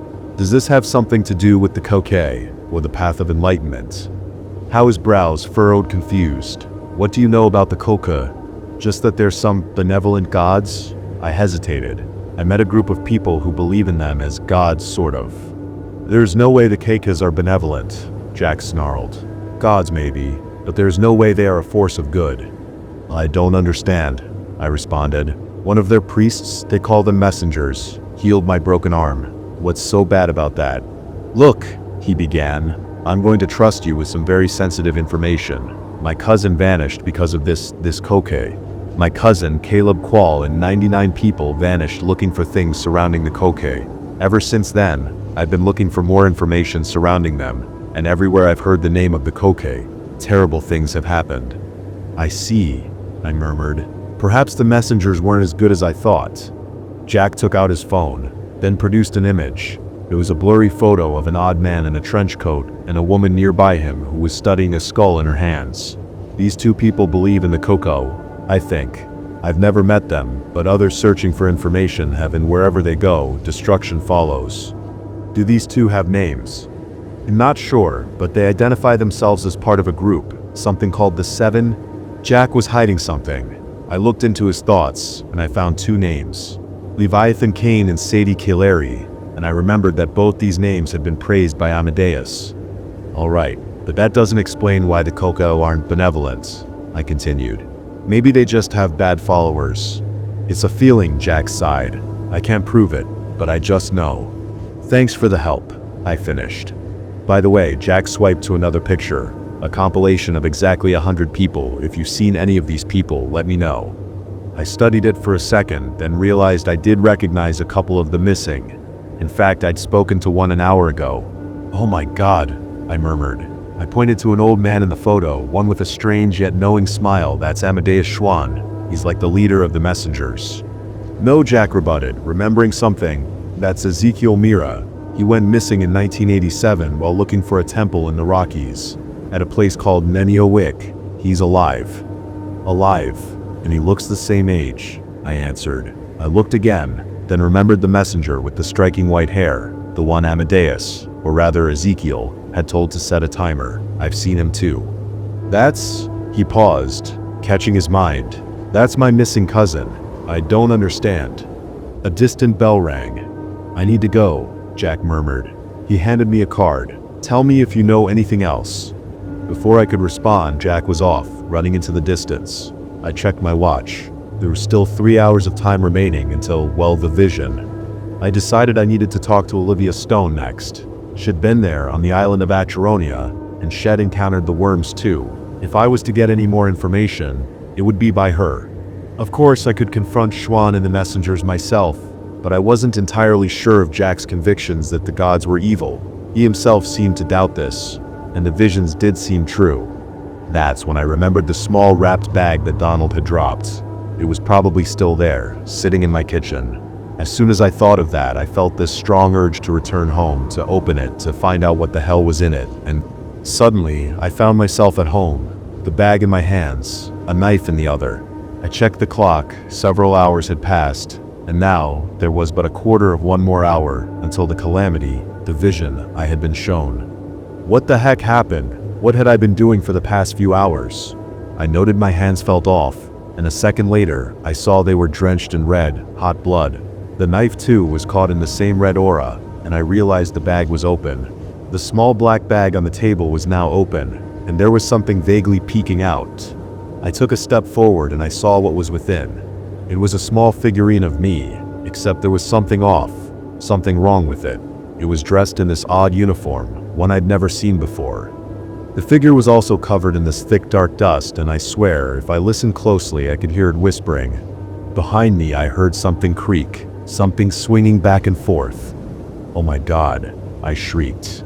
Hanging from the ceiling by this pitch-black rope bound to her ankles was none other than Olivia Stone, her rainbow hair now matted by with black goo, eyes bulging, and there was something else.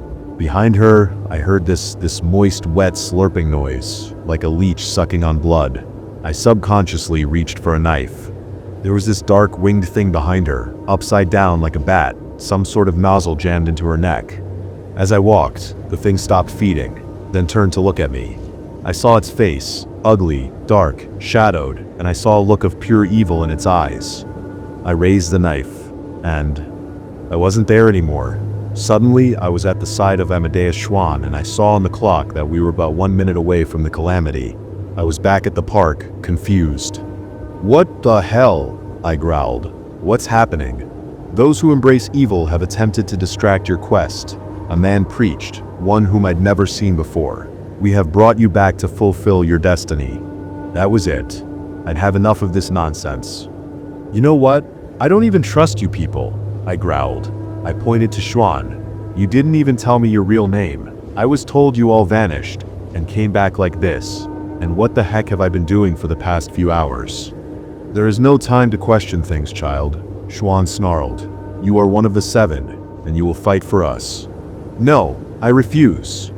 And suddenly the earth shook, catching us off balance. I stumbled to the ground just as a black mass burst from the ground with a terrible screeching noise. The circular area the messengers surrounded began to break apart, falling, crackling, and revealing an open sinkhole with nothing but a terrifying goo beneath. "You can't," the messenger defended. "The book says that one of the 7 shall fall today, be consumed by the flames of justice." Then I began. "Your book is wrong." What Schwann said next surprised me. "Perhaps," he began. "It's so." But before any of us could move, worms erupted from the ground beneath us, and we suddenly were thrown through the air by what looked like massive tentacles made of thousands of the worms.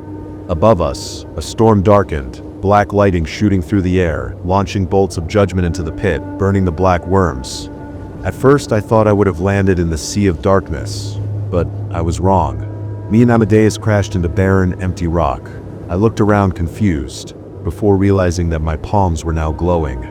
The worms, at the sight of this, seemed to draw away, backing, encircling us. I looked above to see the world above us, the circle of messengers chanting and casting some sort of force field around them. Later I learned that nobody in the city saw the sinkhole, perhaps some sort of camouflage. "Damn it, now what?" I snapped.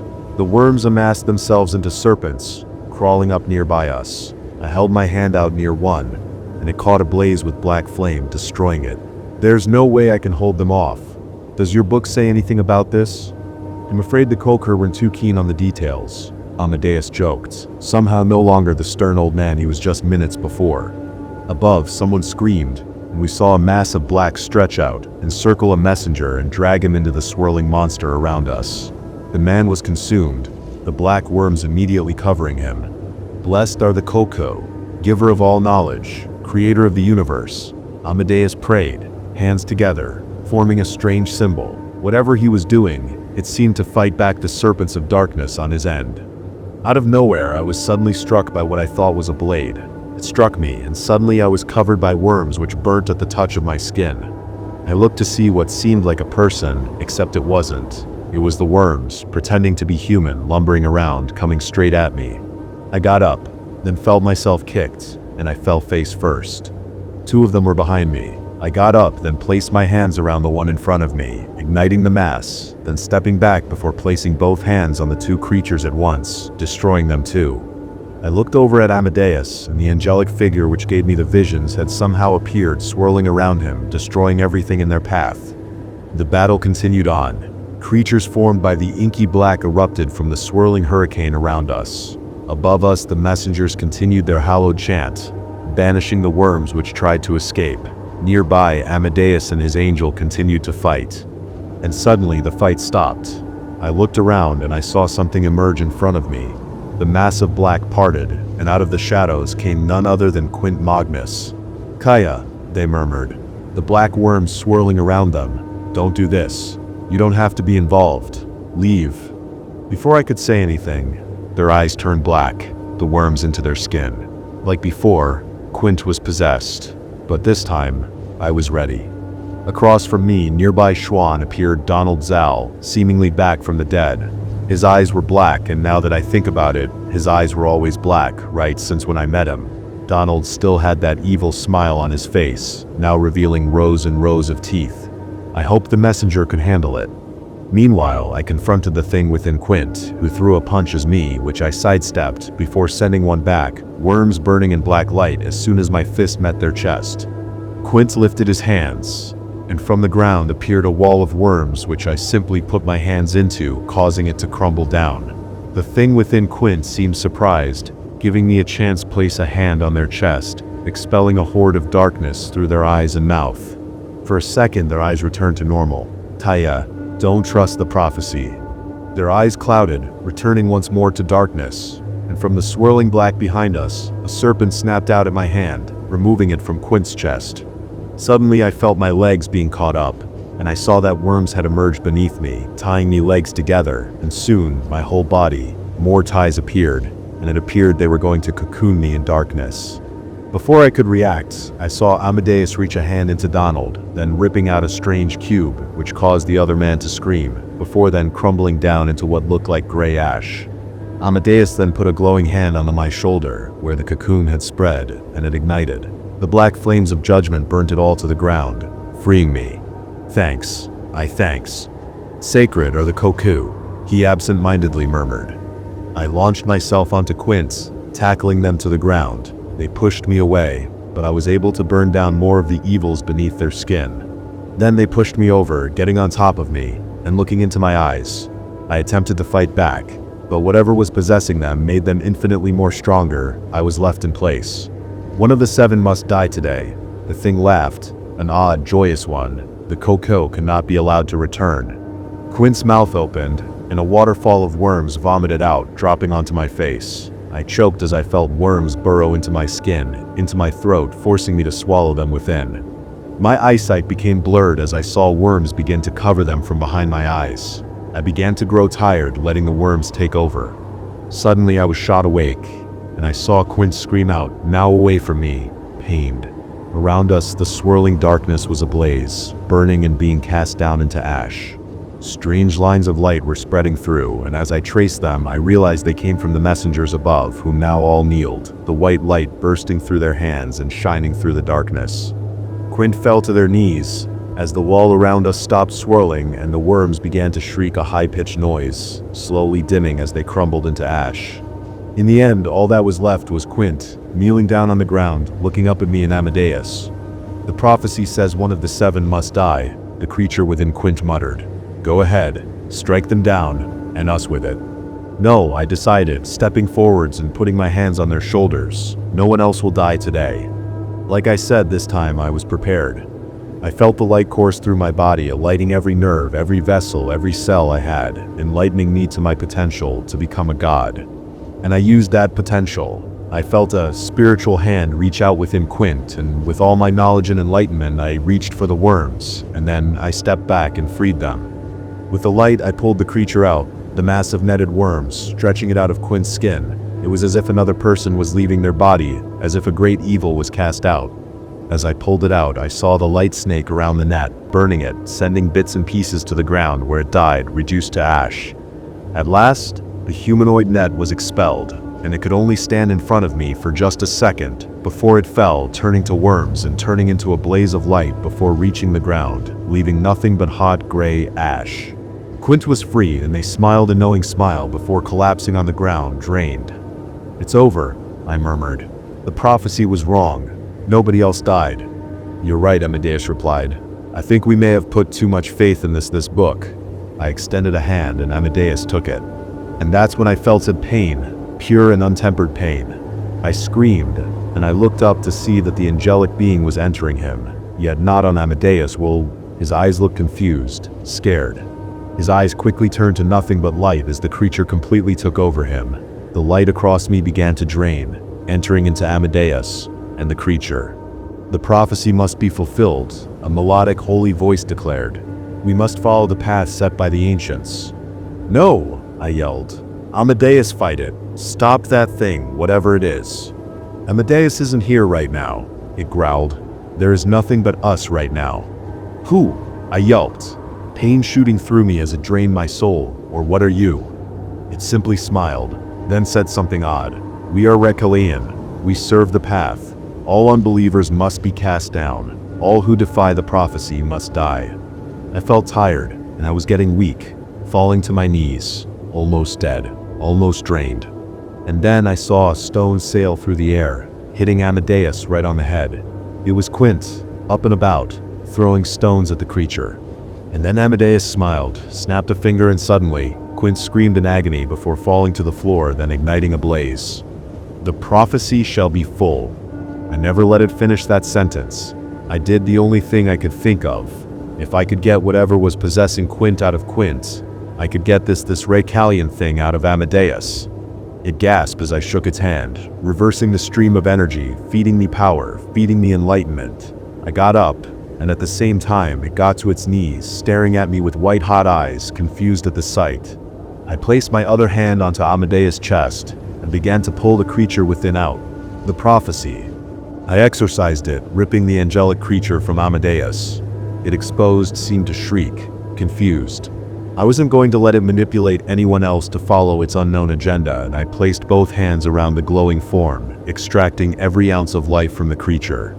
It let out a final scream, sounding like static as it exploded, transforming into a shower of brilliant lights. Blues, greens, reds, and all sorts of truly wondrous colors filled the air, catching onto our skin and melting away, becoming nothing. I rushed over to Quint, who... They were dead. Nothing more than a charred, blackened body. I was too late, too late. The prophecy had come true. One of the seven was dead. Amadeus walked over, solemn. "We failed," I cried, sobbing. "We failed." "No," Amadeus responded, placing a hand onto Quint's dead body. "The prophecy was wrong." It was as if the wind died down, then stopping. All was quiet, and then, well, it happened.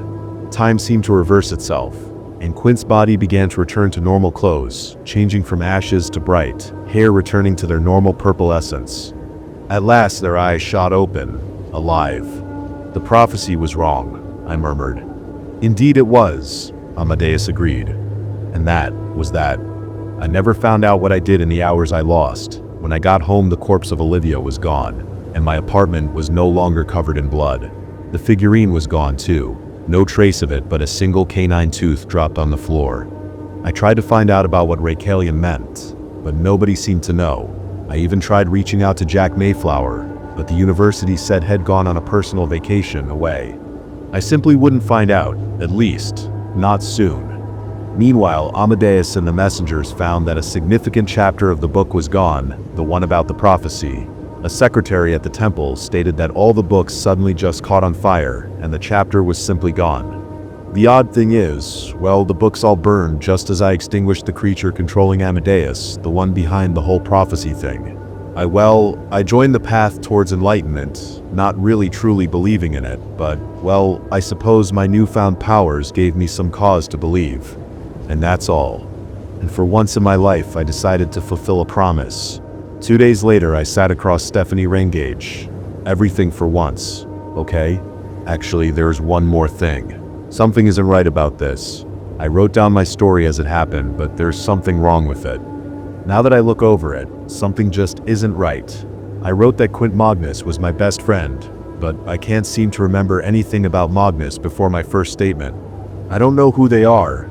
It's getting harder to think about them, what they looked like, who they were. I don't understand. As I'm looking back, I realize they didn't act right. I told them my neighbor ate a block of wood, and they just said they'd look into it. At the time that felt right, but now. This isn't making sense. Who is Quint Magnus?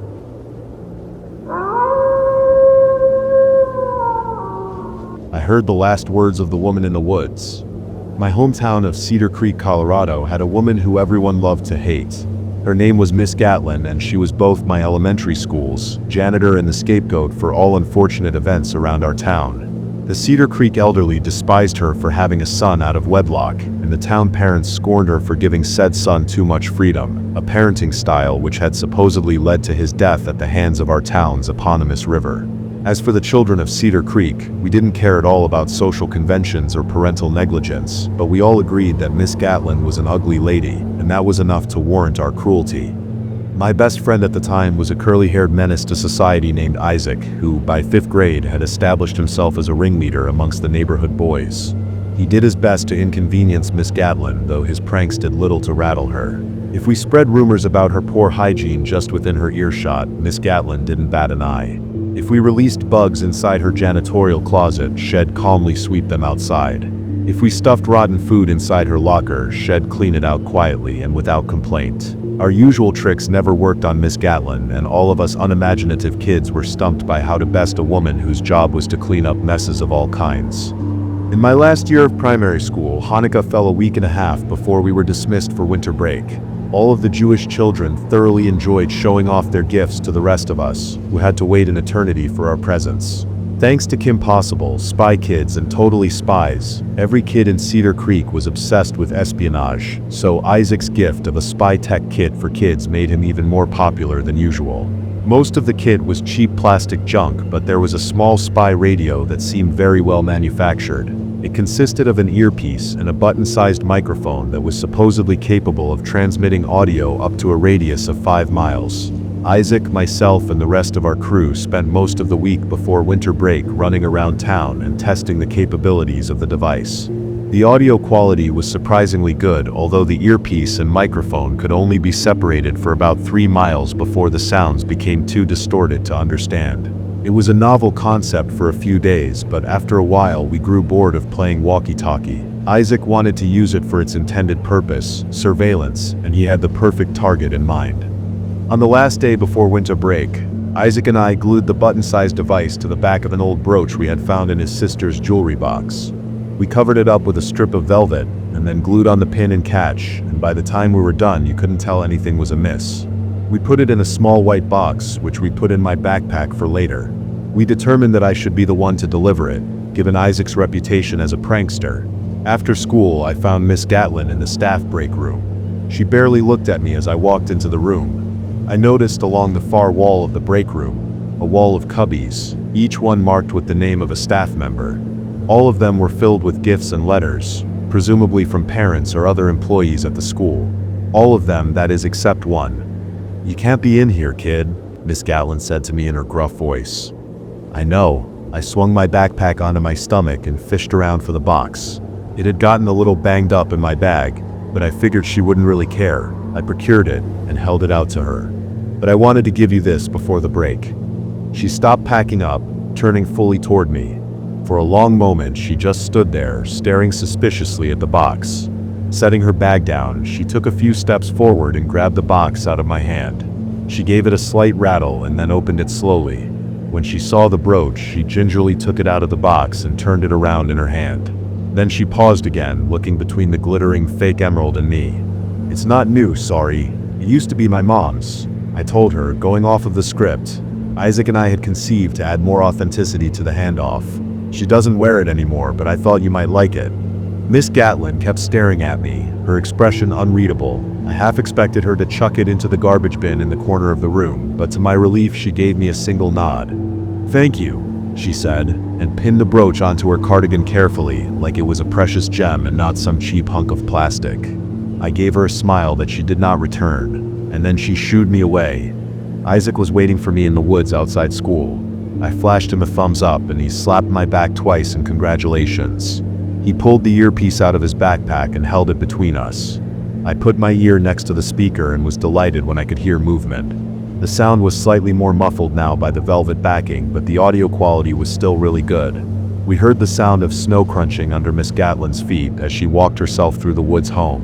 We listened giddily for a few minutes, then raced back to my house to celebrate our success with hot chocolate. Since we had the attention span of two 10-year-old boys, we forgot about our triumph until just a few minutes before Isaac's mom came to pick him up. When I remembered, I pulled out the earpiece, which we had decided would live at my house since it was closer to Miss Gatlin's, and listened. "More than last year, but not as much as the year before last. What do you think about it? Do you like it? Can you feel it? I see.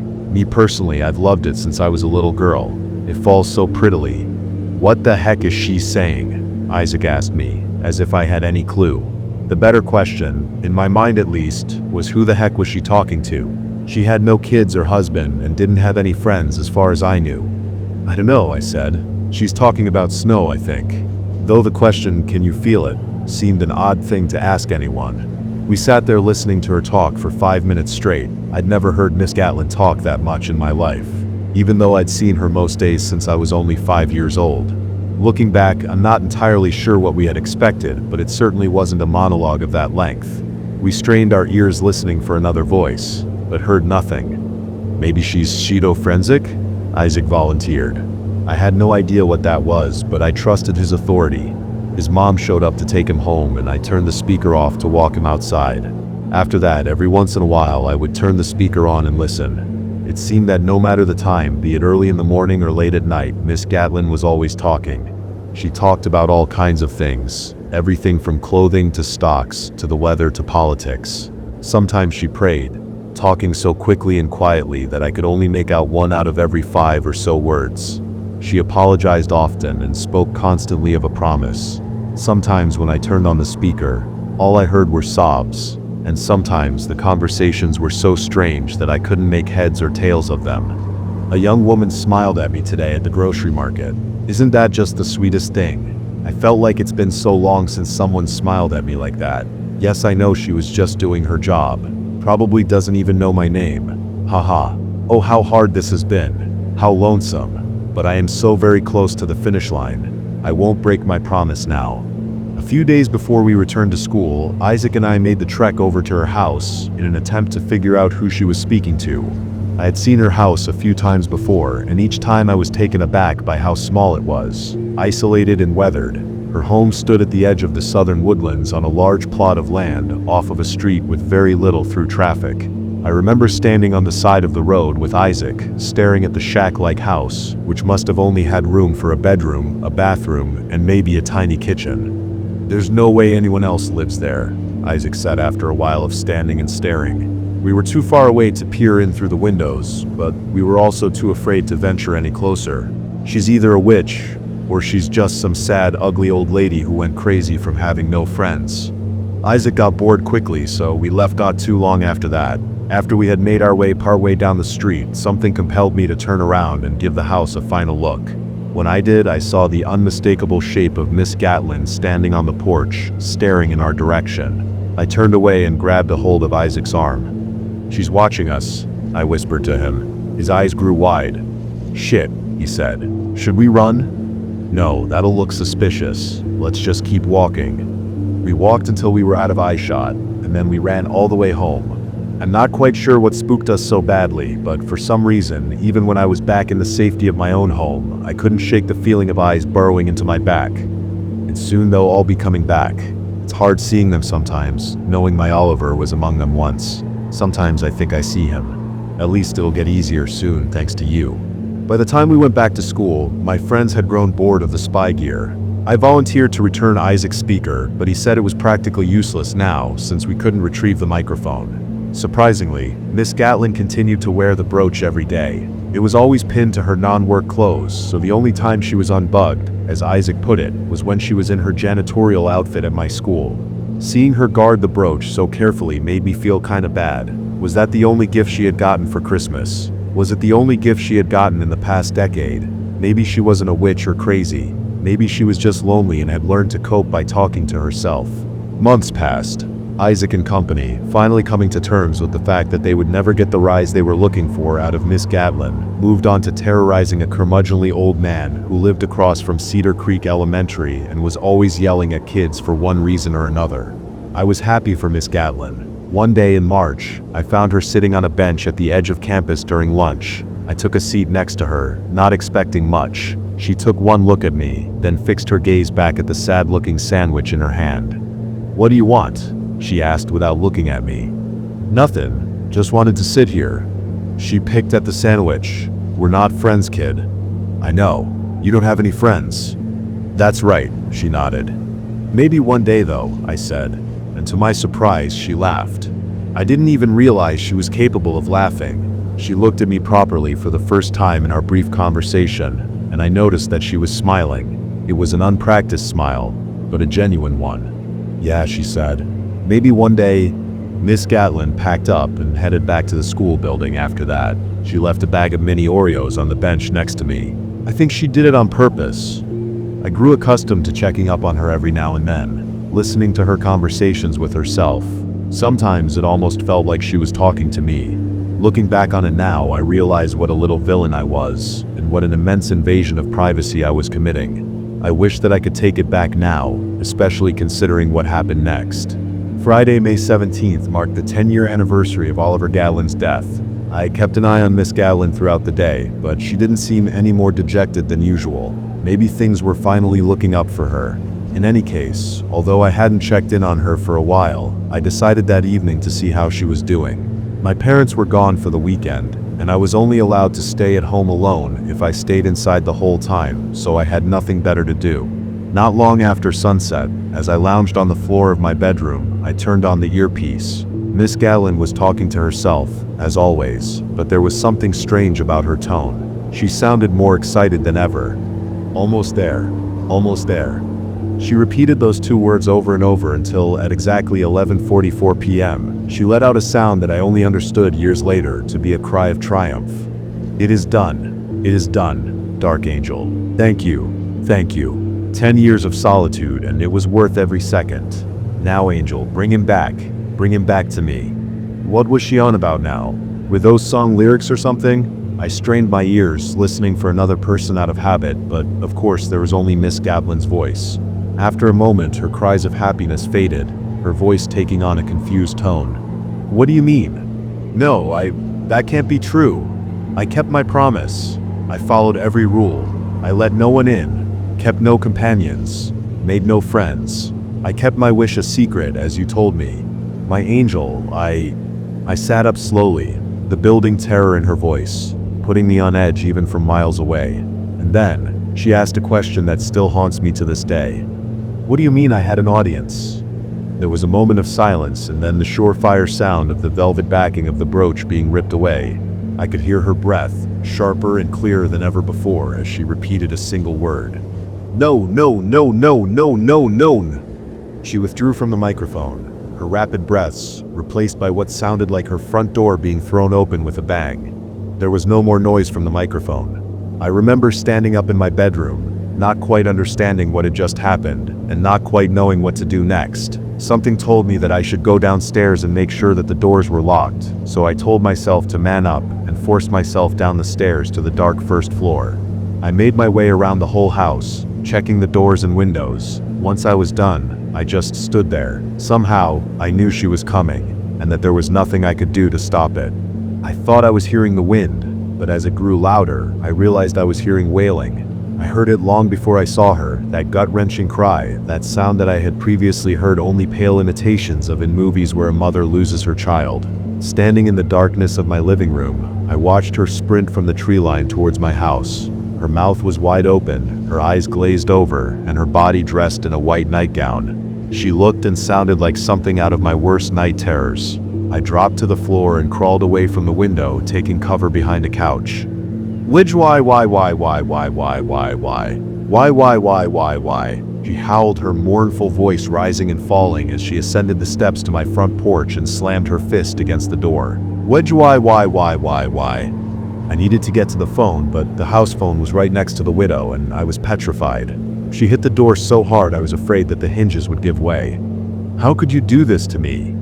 I clamped a hand over my mouth. She couldn't possibly know for certain that I was in the house. Could she? The origin of the wailing shifted as she rounded the wraparound porch, the heavy knocks of her fists against the door giving way to the thudding of her shoes on the wooden porch floor. I stuck my head around the couch and saw no one at the front window, but when I looked to the side window, I saw a face hovering inches from the glass. I screamed at the top of my lungs as her fist came into contact with the glass, shattering it.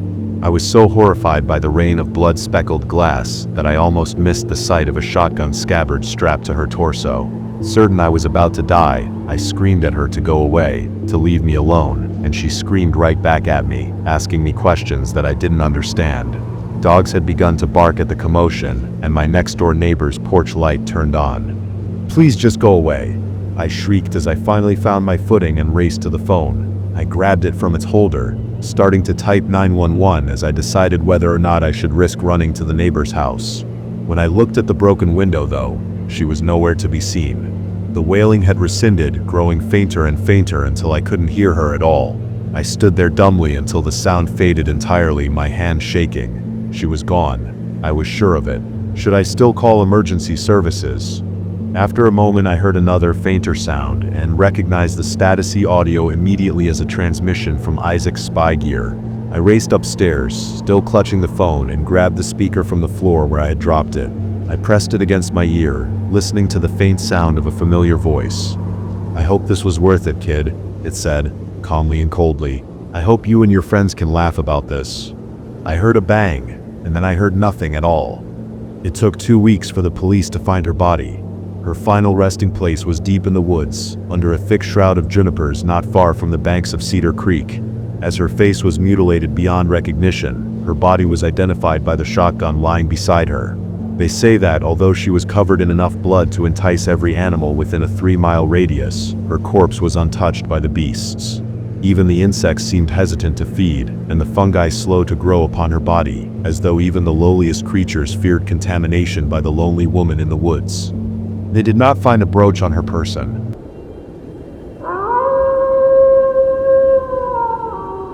I was always a solitary kid growing up.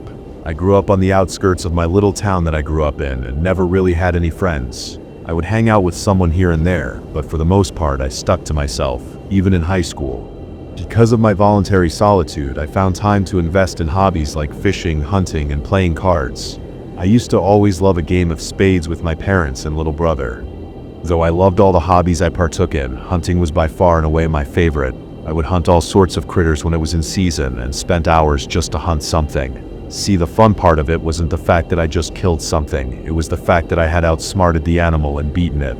I now had a trophy to signify my victory, and I thirsted for this sense of victory. Nothing even came close to the euphoria supplied to my brain when I came home with a fresh kill under my belt. I would sometimes spend days out in the wilderness to hunt, and I'd get lost out there, out in nature, with nothing but the sounds of the other creatures that inhabited the woods in which I was choosing to steal life away from. Due to my love for hunting and fishing, I never found time to do much schoolwork.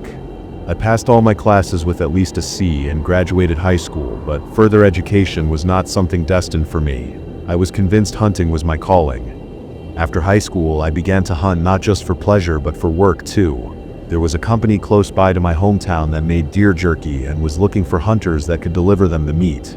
Of course, me, the self-proclaimed lover of such activities, applied for this position and after a week of waiting got the job. I was to begin as of right then and there. So I grabbed my gear and went out to the woods and set up shop up in the tree stand I had been using for as long as I can remember and began to wait. I must have sat in that stand for hours, because soon the sun was beginning to set. It was summer though, so I knew I had some time before I was shrouded in darkness. That's when I saw him.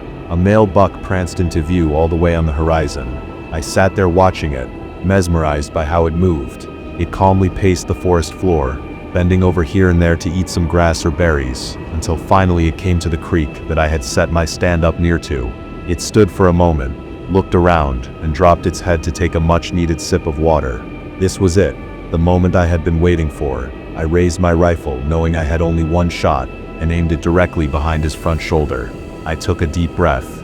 Bang! My shot was perfect. It traveled directly through the buck's heart and killed him on the spot. My heart swelled as again I knew I won. All this waiting was not in vain. I nearly flew down the steps to my stand and rushed over to the buck. His eyes were still open. I was glad it was instant so that he wouldn't have to suffer. I picked him up and soon I was back home. I called the company and soon they had someone come over to my house and pick up my latest kill. I thanked the man as he left and shut my door, feeling prouder than ever. I knew that this is what I was going to do for the rest of my life. A few years passed and I continued doing what I loved, and eventually I received enough money from hunting that I moved away from my hometown and moved to West Virginia as I heard that the hunting there was great. I wanted to live out in the back country as I wanted to be able to hunt all the time, and I found a place where I could do just that. There was an old cabin, not too expensive, that sat right in the woods, not too far away from a town, maybe a 15 or 20-minute drive, so not completely isolated, but the town it's close to is not exactly bustling, so it's not urban either. I liked it very much and made a couple of friends in town. Most liked hunting, but only one ever wanted to come with me to hunt. His name is Brian. Brian's a good guy and a young one too. He's just about my age, give or take a few years older, but we get along well, and we've gone hunting multiple times. The only difference between us is that he's got a full family, wife, kids, the works. Even has a golden retriever. He's a lucky guy, I'll tell you what. Good shot too, glad he's my partner. I had set up my tree stand maybe a week after buying the cabin out in the woods, and maybe a month after that is when Brian and I first went hunting together. We sat up in that stand for hours, waiting for something to turn up. Eventually a doe showed up and we did our thing and carried her back to my cabin. At this point I had learned enough about the making of jerky to know how to do it myself, and with the help of Brian we skinned the doe and began making jerky and venison steaks. That was a good night. We would go hunting maybe once or twice every 2 weeks, but I would go hunting almost every night. At this point, I had found another company somewhat close by, maybe an hour away, that again needed hunters to gather meat and send it in to them, so once again I applied and got the job. Everything seemed to be going well. I was good at my job and it paid well. Because I was up in that tree stand for so long, almost every night, I knew just about every sound in the woods, from the elk yells, to mountain lion screams, to foxes and coyotes. You give me a noise out in those woods, I could tell you exactly what animal it was, and sometimes which gender it was. That's what made this certain night so different. Like usual, I was up in my stand, and I heard a scream. I played it off like it was nothing, because it probably was nothing, except this scream was different. It sounded similar to something I've heard before, but I couldn't put my finger on it. Brian was with me and he couldn't figure it out either. Usually we don't really care about these noises, as it's not exactly our business to worry about every little sound we hear in the woods at night. However, this noise was just wrong. Something was not right with this scream, and after a good 10 minutes of sitting through it and thinking through every animal it could be, Brian and I decided that we would go check it out. After all, we were armed, and both good shots, and if it was a mountain lion, we figured it would run away if it heard us coming. We got down from the stand and began our walk towards the direction of the scream. After a minute or two, we could tell we were getting closer because the noise was getting louder.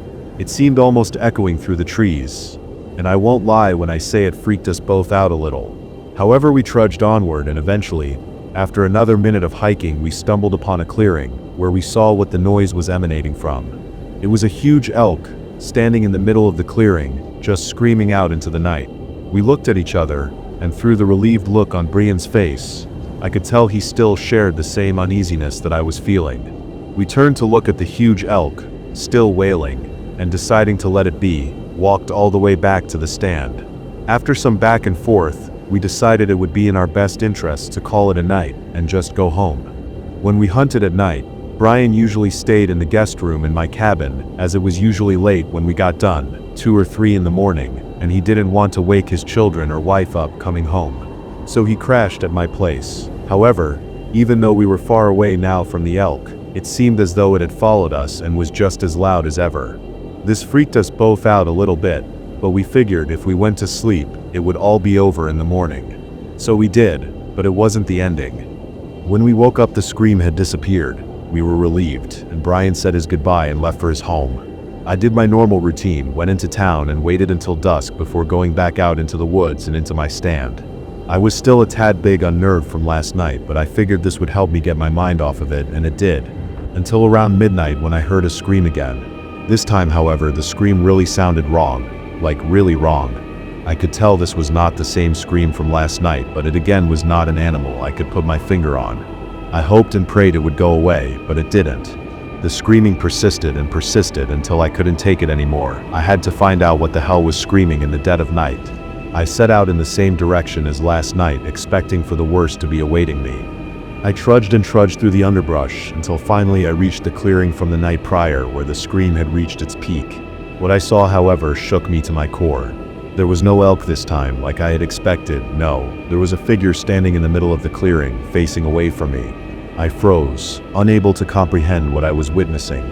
This thing was massive, at least 8 feet tall, and I couldn't tell if it was human or something else. I'll admit it, I was terrified.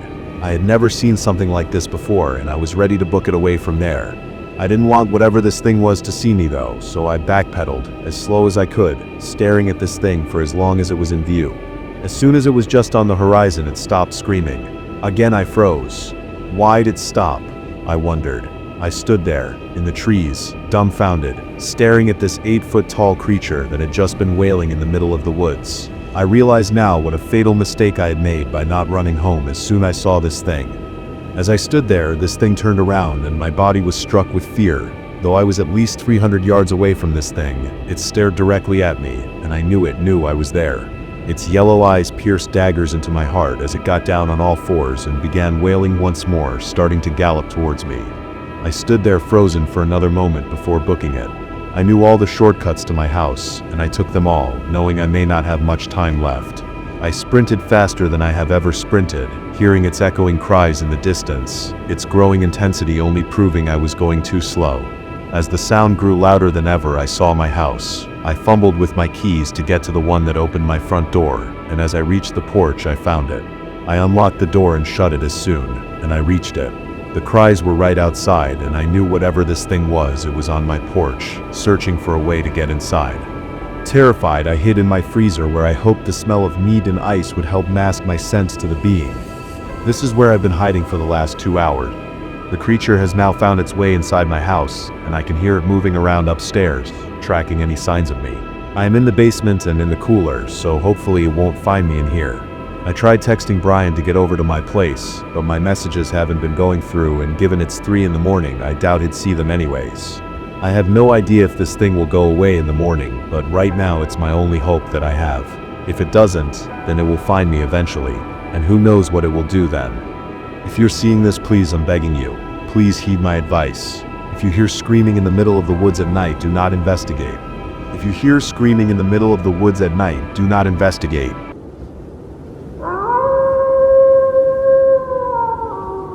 I met a very strange boy in the woods during a missing persons case. I currently work as a cop in a pretty small town. It's surrounded by woods and parks. The forests are not part of any national park system, but I feel as if it's as big as one. I have to be vague about the area because I don't think my boss would appreciate me talking about this case. It's still pretty big news considering nothing ever happens in this area. When a child goes missing in the woods, it should be big news. When 2 goes missing, it's more than news. I never told anyone the truth about what happened in those woods when I took a day looking for those children. I'm certain that if my boss heard any of this, he would strip me of my badge and send me off to a head doctor. But I have to tell this in hopes I get any information about who I came across that day. I had an early midlife crisis and changed careers. I come from a long line of police officers and had planned that to be my future, but because of some complicated and boring reasons, I choose to do something else. Then later on in life, I regretted my choices and did what I needed to do to become a cop. Even though I looked on the older side, I didn't actually have a lot of experience in law enforcement. The place that hired me didn't need someone who did, just a person that looked the part. Nothing happened in this small town. just some easy-to-break-up bar brawls. Hell, they couldn't even be called brawls. I feel as if they only hired me so I could go through their ancient filing system and update it because my boss refused to do it. While I was organizing the mountain of old paperwork and cases, I found out this town had a pretty regular pattern of hikers going missing on the trails. But after looking at the national average, I guessed our town wasn't anything special. Nothing sinister going on. People just get lost. I had only been working at my new job for 6 months when the uproar started. A child had gone missing on one of the easier and short hiking trail with his family. His father had turned his head to talk to his wife, and when he looked back, his little boy was gone. They had thought he had just ducked behind a tree to scare them, but after looking through the entire area, they grew panicked. The mother stayed where they last saw him, and the father ran to get help by the ranger station. They quickly organized a search for the boy. The mother stayed in that spot for nearly 10 hours waiting and watching, not knowing what else to do. I'm not a hiker myself, but I joined the volunteers and searched for the boy. Any spare moment I had, I was doing whatever I could to help. I ended up with hundreds of bugs, bites, and torn ankles from my new boots, but I never complained. A child was out in the woods and we couldn't find any trace of him. Then a girl was lost. She was a classmate of the boy and wanted to help. Some volunteers humored her and let her run water to people searching, but she could only go a few feet into the woods. If she saw someone coming near the trail end, she would run up to give them a cold water bottle. She was in sight the entire time. Again, someone turned their head as she took a step onto the trail, and when they turned back, she was gone. The people who she had been walking towards hadn't turned their heads. They were completely bewildered and questioned what they had seen. She simply was gone in a blink of an eye. No one had a logical reason for it, so they didn't dwell on how their children disappeared, only that they now had 2 missing. Helicopters came and scent dogs joined the search, but after a week, the search was trying to recover a body. 2 children under the age of 10 in the woods for that long wasn't likely to last. I had been doing whatever I could in those days but felt useless. My boss noticed how badly this case was on my health and forced me to take 1 day off. After all, I wasn't a hiker or an expert in cases like these. I had done everything I could, and if I kept hiking I would burn myself out. He felt like there was more than enough people looking. I could rest for a day, then got back at it full force. I did not listen to him. I did go to bed early the night before so I could be up at the crack of dawn to go back on the trails. I wasn't a part of the volunteer teams, and my boss told them I shouldn't be out there. They gave me some looks but let me go hiking as long as I promised to stay on the short trails and not go into the woods. Which I agreed. I could get lost, and that wouldn't help anyone. I knew I wouldn't find any traces of the children on a trail that had been looked over at least 100 times before, but I still couldn't just stay at home. That's how I spent my free day. Hiking trails and getting more blisters on my ankles. I had a backpack of some supplies. Even though I had hiked for the entire day, I wasn't very hungry. I think the stress was getting to me.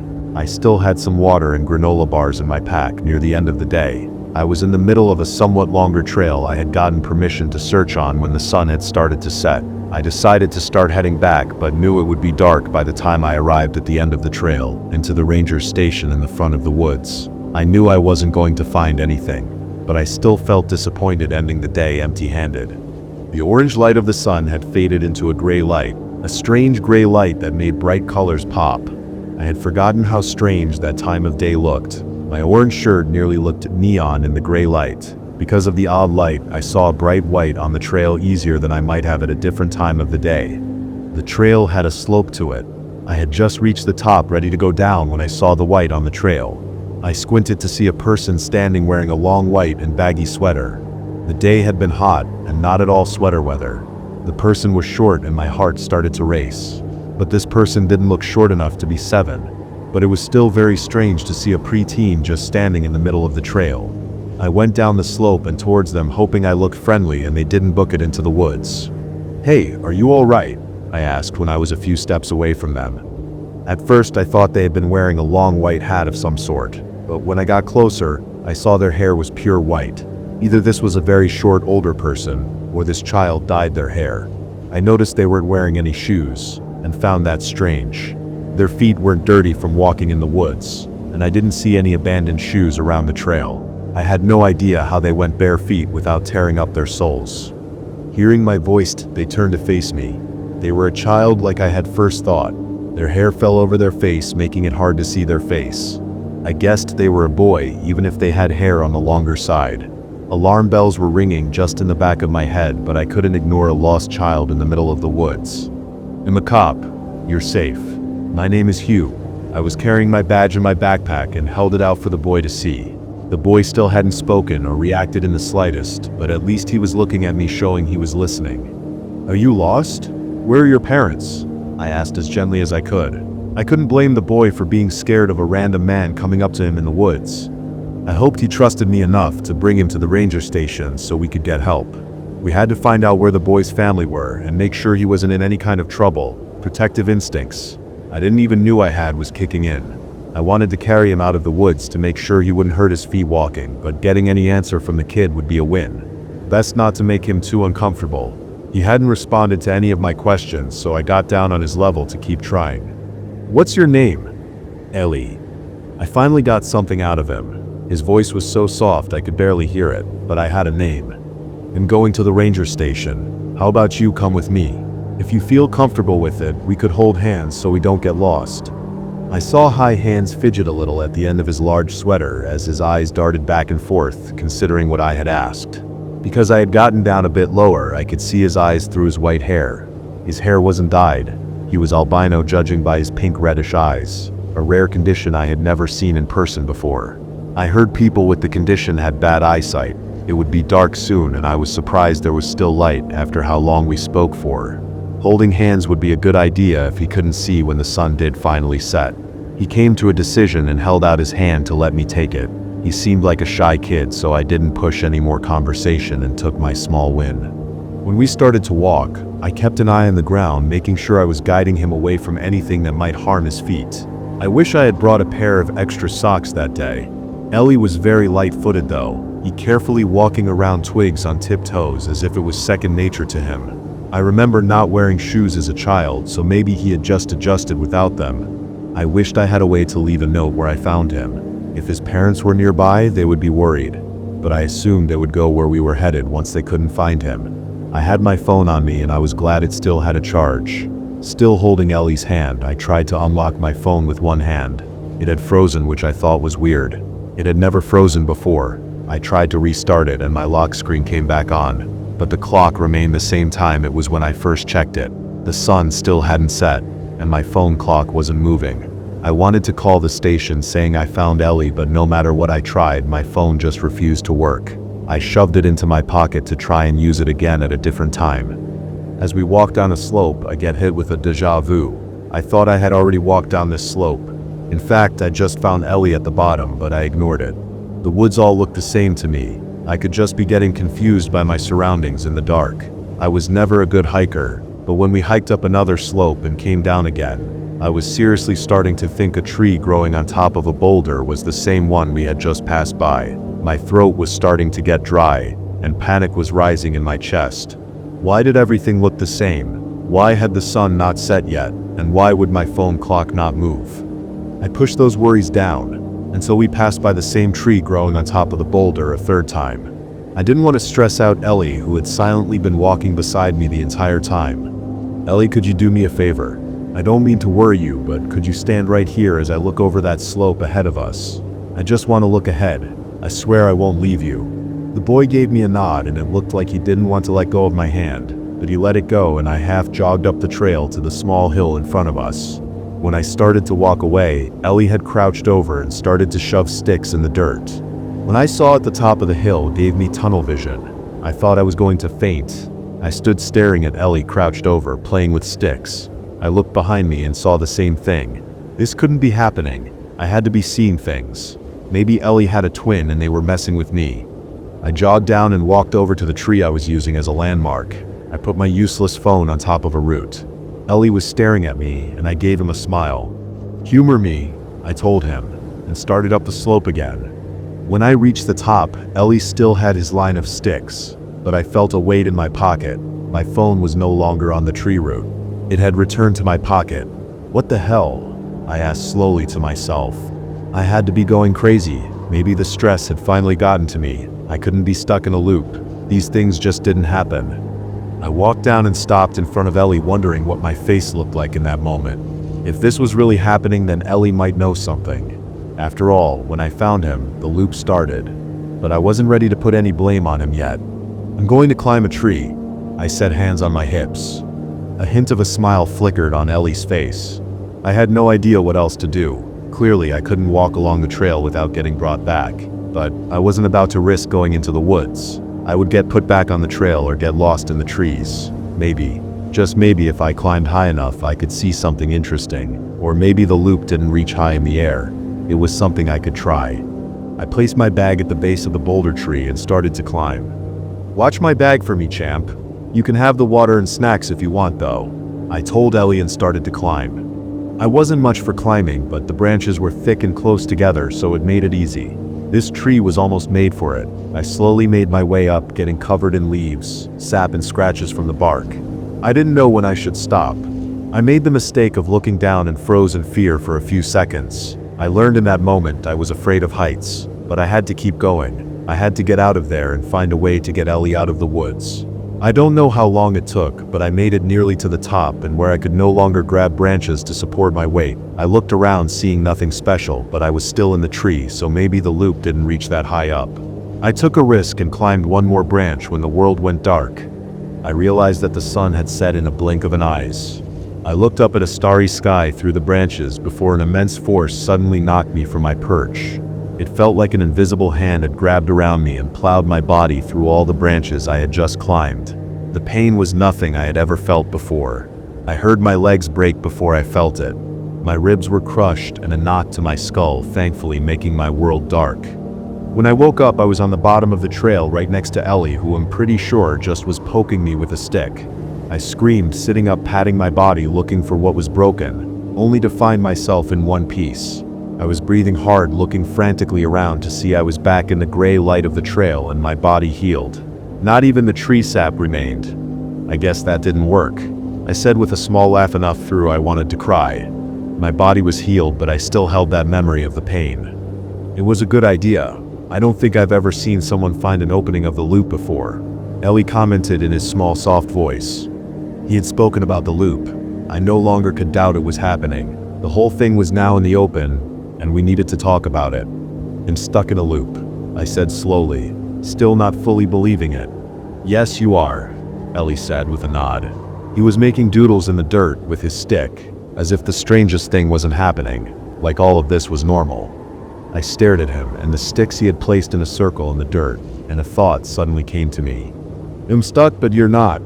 The sticks Ellie had been playing with remained when my phone was returned. It may have been because Ellie hadn't moved, but his wording made me clue in. He didn't agree we were both stuck. Just myself. I pulled my pack next to him and patted on it, giving him a place to comfortably sit. "All right, champ, take a seat and let's figure out what's going on. With both of us, and unlimited time, I'm sure we can figure out why this is happening. You're not going to accuse me of trapping you," Ellie said, and the surprised tone in his voice was the most emotion he showed since we met. "Nope, you don't seem the type." I could have sworn I saw his ears turn a little red through his hair. He sat on my backpack, knees tucked inside his sweater, making him look very small. But for the small child he was, I knew in that moment he might not be human, but lucky for myself, he had the answers to what was going on. Humans are born to die. Most creatures are. You cannot understand an endless existence, not truly understand it. If you did, you would become something else. That is the purpose of this loop. For you to become something else. In this place you cannot die. You just remain for your mind to rot, or turn. The one that created this place reproduces this way. If your mind turns, and you become something else, it twists your flesh into something the same as itself. The ones who cannot make the change are eaten. The loop keeps the victims fresh. I assume the missing children on the trail were taken for food. Children don't often manage the change. I got goosebumps listening to Ellie's words. I hated the idea of those two kids being trapped the way I was, stuck in a forever loop, not understanding what was happening and not being able to get out. I was lucky enough to come across someone to explain things to me. Ellie kept talking, so I pushed my thoughts aside to listen. "Humans cannot break this loop. I am not human, so I cannot be trapped here. But I cannot break this loop to save you. It goes against what I am. I cannot save a human from a creature of the night. I, however, can make this offer to you once. I can turn you into something else. Once you come to my side, I can save you. I can remove you from these woods. I cannot guarantee your humanity though. You may end up as something far worse than the creature that has trapped you here." Ellie stared at me so intensely with his red eyes. It felt like the forest was closing in on me, waiting to hear my answer. I could either become a creature after suffering through an endless amount of time, or take him up on his offer and become something else, or take a huge risk. "No thank you," I said with a small smile. To my surprise, Ellie smiled back. A small one, but still a smile. I knew he wasn't going to offer to turn me again, but I also knew Ellie was here for a reason.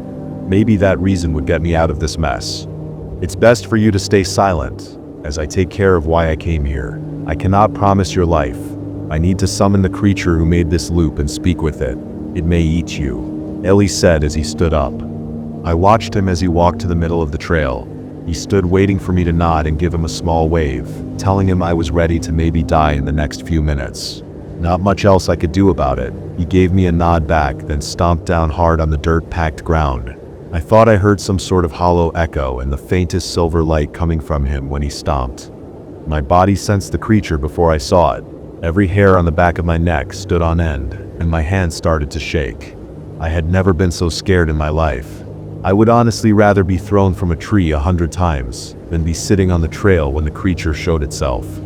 It was an enormous black mass that flickered through the trees like a ghost. Its white glowing eyes and clawed black hands looked solid enough though. Wrapping one hand around a tree, it looked so big it could easily rip that tree from the roots. Even though it was massive, its voice was barely a whisper. It was right in front of us, and yet I could barely get a good look.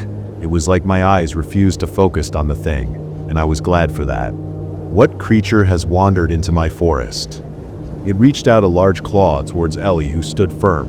Even in my state, I wanted to run out and protect him. The claw stopped right in front of his face when Ellie started to speak. "You have created for too many children. Your limit was 2. You are taking too many humans to feed them, and I suspect you took this other human to create a new—" Ellie's strong words were cut off by a rasping laugh from the woods that made my skin crawl. "This forest is mine. I can make as many children as I like. Now be gone." The massive claw came down to crush poor little Ellie, and I shot to my feet. I was far too slow, but my concern was not needed. The moment the ghastly claw came down, it exploded in a silver mist. The creature let out a shriek of pain and darted further back into the woods, nursing its wound. Ellie had not moved, and his back was turned to me, but I could feel his was very angry. "You cannot be," the monster hissed with a voice full of hate. "The Silver King is dead. I can never die, and you have insulted me beyond going past your child limit. As a punishment, you must kill the most recent ones you have created. You must also break the loops of the humans you have trapped. Humans that are most suited to be returned to their world, adjusted to live peacefully. You'll go hungry for a while, but be thankful for your life." The monster hissed more, darted back and forth between the trees, considering what to do. It clearly wanted to kill Ellie, but couldn't. I didn't believe that Ellie, the small child before me, was a scarier monster than the dark thing in the woods. But the proof was the thing not attacking. With more pacing and hateful hissing, it agreed. "Oh, thank you, my dear Silver King, for sparing my life this night. I shall never forget it. Never." I had never heard such pure hate before. It made me feel sick just listening to that dreadful voice. I had no idea how Ellie stood so still with them directed towards him. He was a tough kid, it seemed. I expected something special to happen, but I just blinked and everything returned to normal. It was dark, meaning the sun had finally set. Ellie stood in the same spot, the monster in the woods gone. I checked my phone, finding it working, but I didn't use it to call for help. I knew I was safe to walk to the end of the trail and out of the woods. Ellie looked at me with a hard-to-read look on his face. It lightened when I offered my hand to him so we could continue the way we had started. Even in the dark, I saw his face flush a little. He was a big, important figure among very scary creatures. I don't think he often was treated like the child he was, and appreciated the gesture. I wish I had spoken to him on our walk. I didn't know what to say after everything I had seen. I was going through ideas in my head when I saw something else on the trail in front of us. My throat closed and I felt tears come to my eyes. The missing children stood alone, holding hands and looking very scared. I let go of Ellie's hand to run over to the poor lost kids. I checked them over, finding them to be safe and perfectly fine. but when I looked back, Ellie was gone. I was a bit suspicious bringing two of the missing kids out of the woods. Two kids that should have been dead and looked the same as they did when they had gone missing. But I had a solid alibi when they had been on the trails. One was me on camera buying gas, and the other was me with 10 other volunteers when the little gone had gone missing. Some people thought I was working with the ones who had taken them, but with no proof the matter dropped. No one could explain what happened, and I was not offering my strange tale. The kids said they had just been stuck in one spot for a long time and didn't get hungry. Since they were so young, the police didn't know what to make of it. The case came to a standstill, but most people were just happy the kids were found. Since then, I wondered about Ellie. I can't help but think how he's doing out there. And if he's safe, of course he's safe. He seems like a big deal, but I can't help myself. I've been looking trying to find any mention of him, but so far nothing. If you run into him out there, please trust him and treat him nicely. He has a tough job. And please tell him Hugh says hello and wants to know he's doing alright.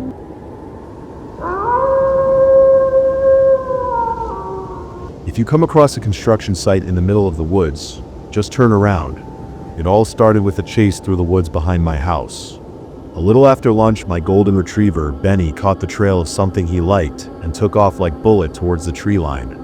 Nose focused on the dirt like the coonhound he wishes he was. I was on the back porch reading and watched Benny take off, figured he would be back any minute. He did this all the time, it was in his blood, and living in a small mountain town didn't help. Benny didn't come back this time though.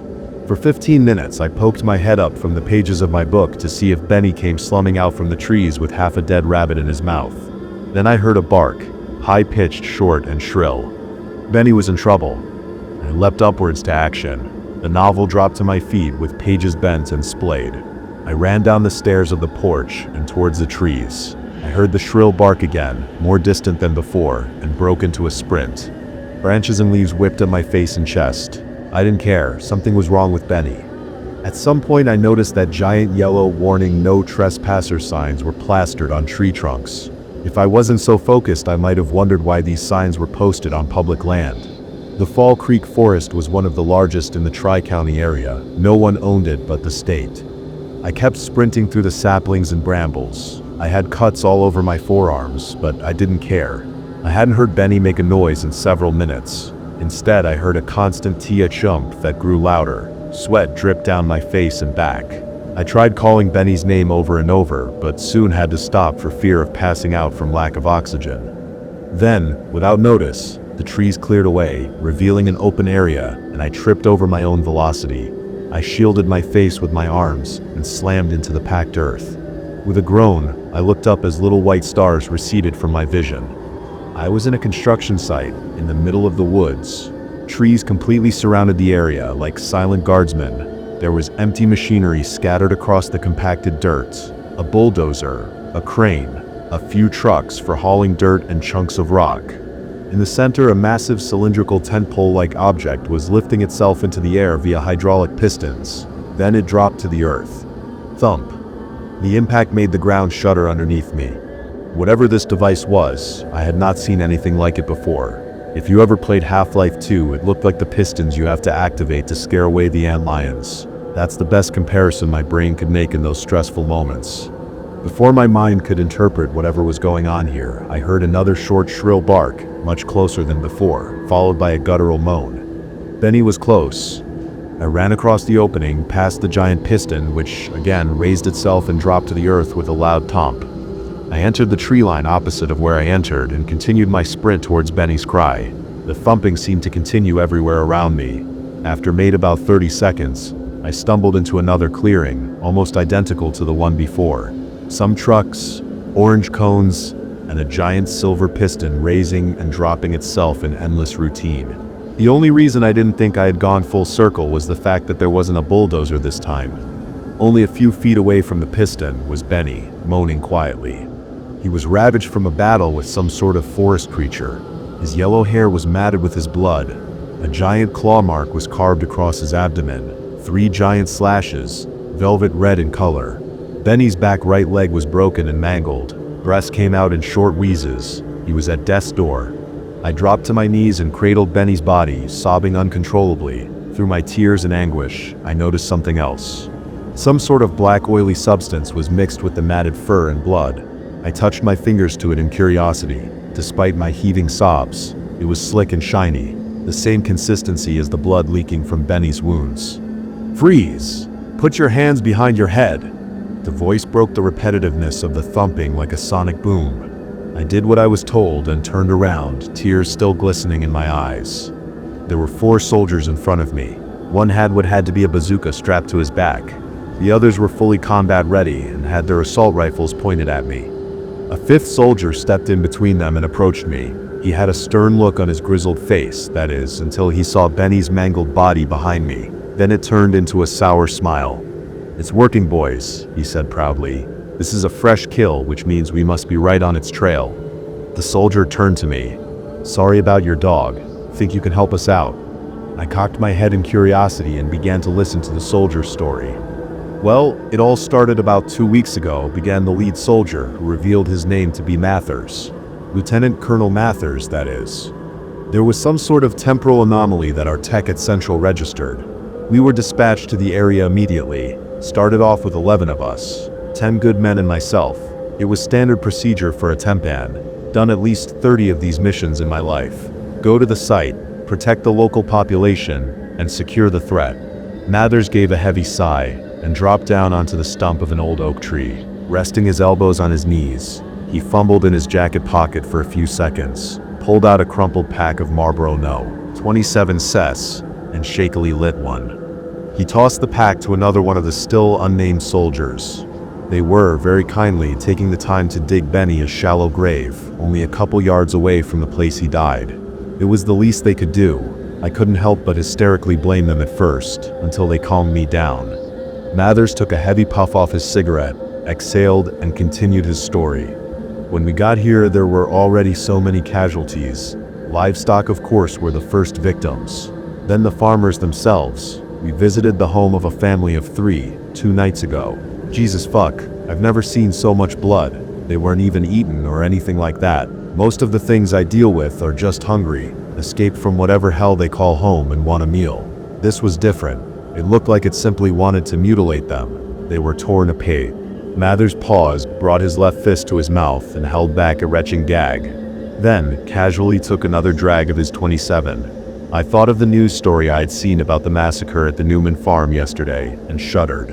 They were completely mutilated, limb from limb, drained of their blood. Some real, evil shit. His blue eyes trailed off to the small mound of dirt that the other soldiers were now piling back into the earth. Smoke listlessly floated from his lips. "This isn't the first grave we've dug.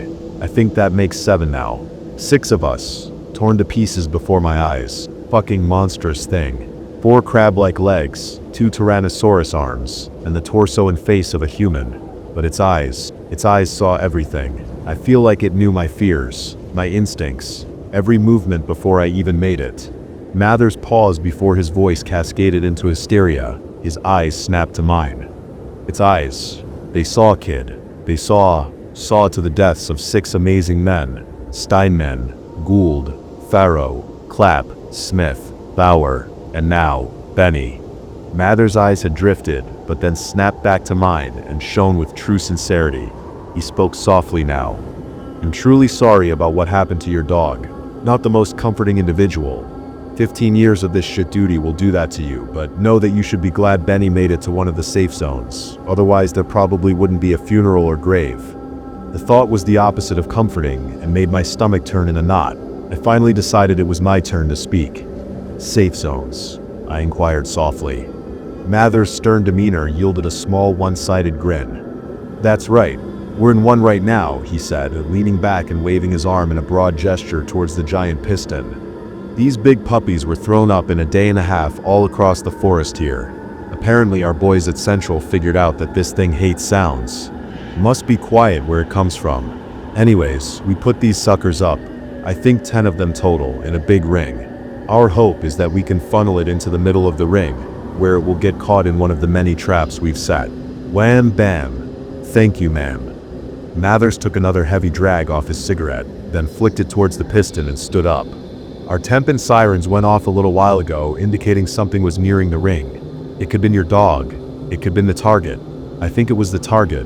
and Benny lured it towards the ring, but the thumper scared it off. I stood up with Mathers. As I did, the other 4 soldiers returned from digging Benny's grave. I turned towards them all. "Think we can bring it back?" I asked fiercely. Mathers looked at me surprised, and his small grin broke into a cocksure smile. "We've never been closer than now." "Hey Jones, show him what you got," he shouted towards one of the soldiers, tall with dark ebon skin. He had the bazooka-type thing on his back. Jones spoke with a deep rumble of a voice. "This baby will send that fucker back into his dimension with such ferocity it might kick his ass right into the next." He tapped the big steel bazooka, which I just noticed was wrapped in giant bundles of electric wire. I stared in awe until Mathers broke the silence, and I whipped towards him. "What do you say, kid, you in?" He tossed me a rifle casually, and I caught it startled. My eyes met his with vigor. "Fuck yeah."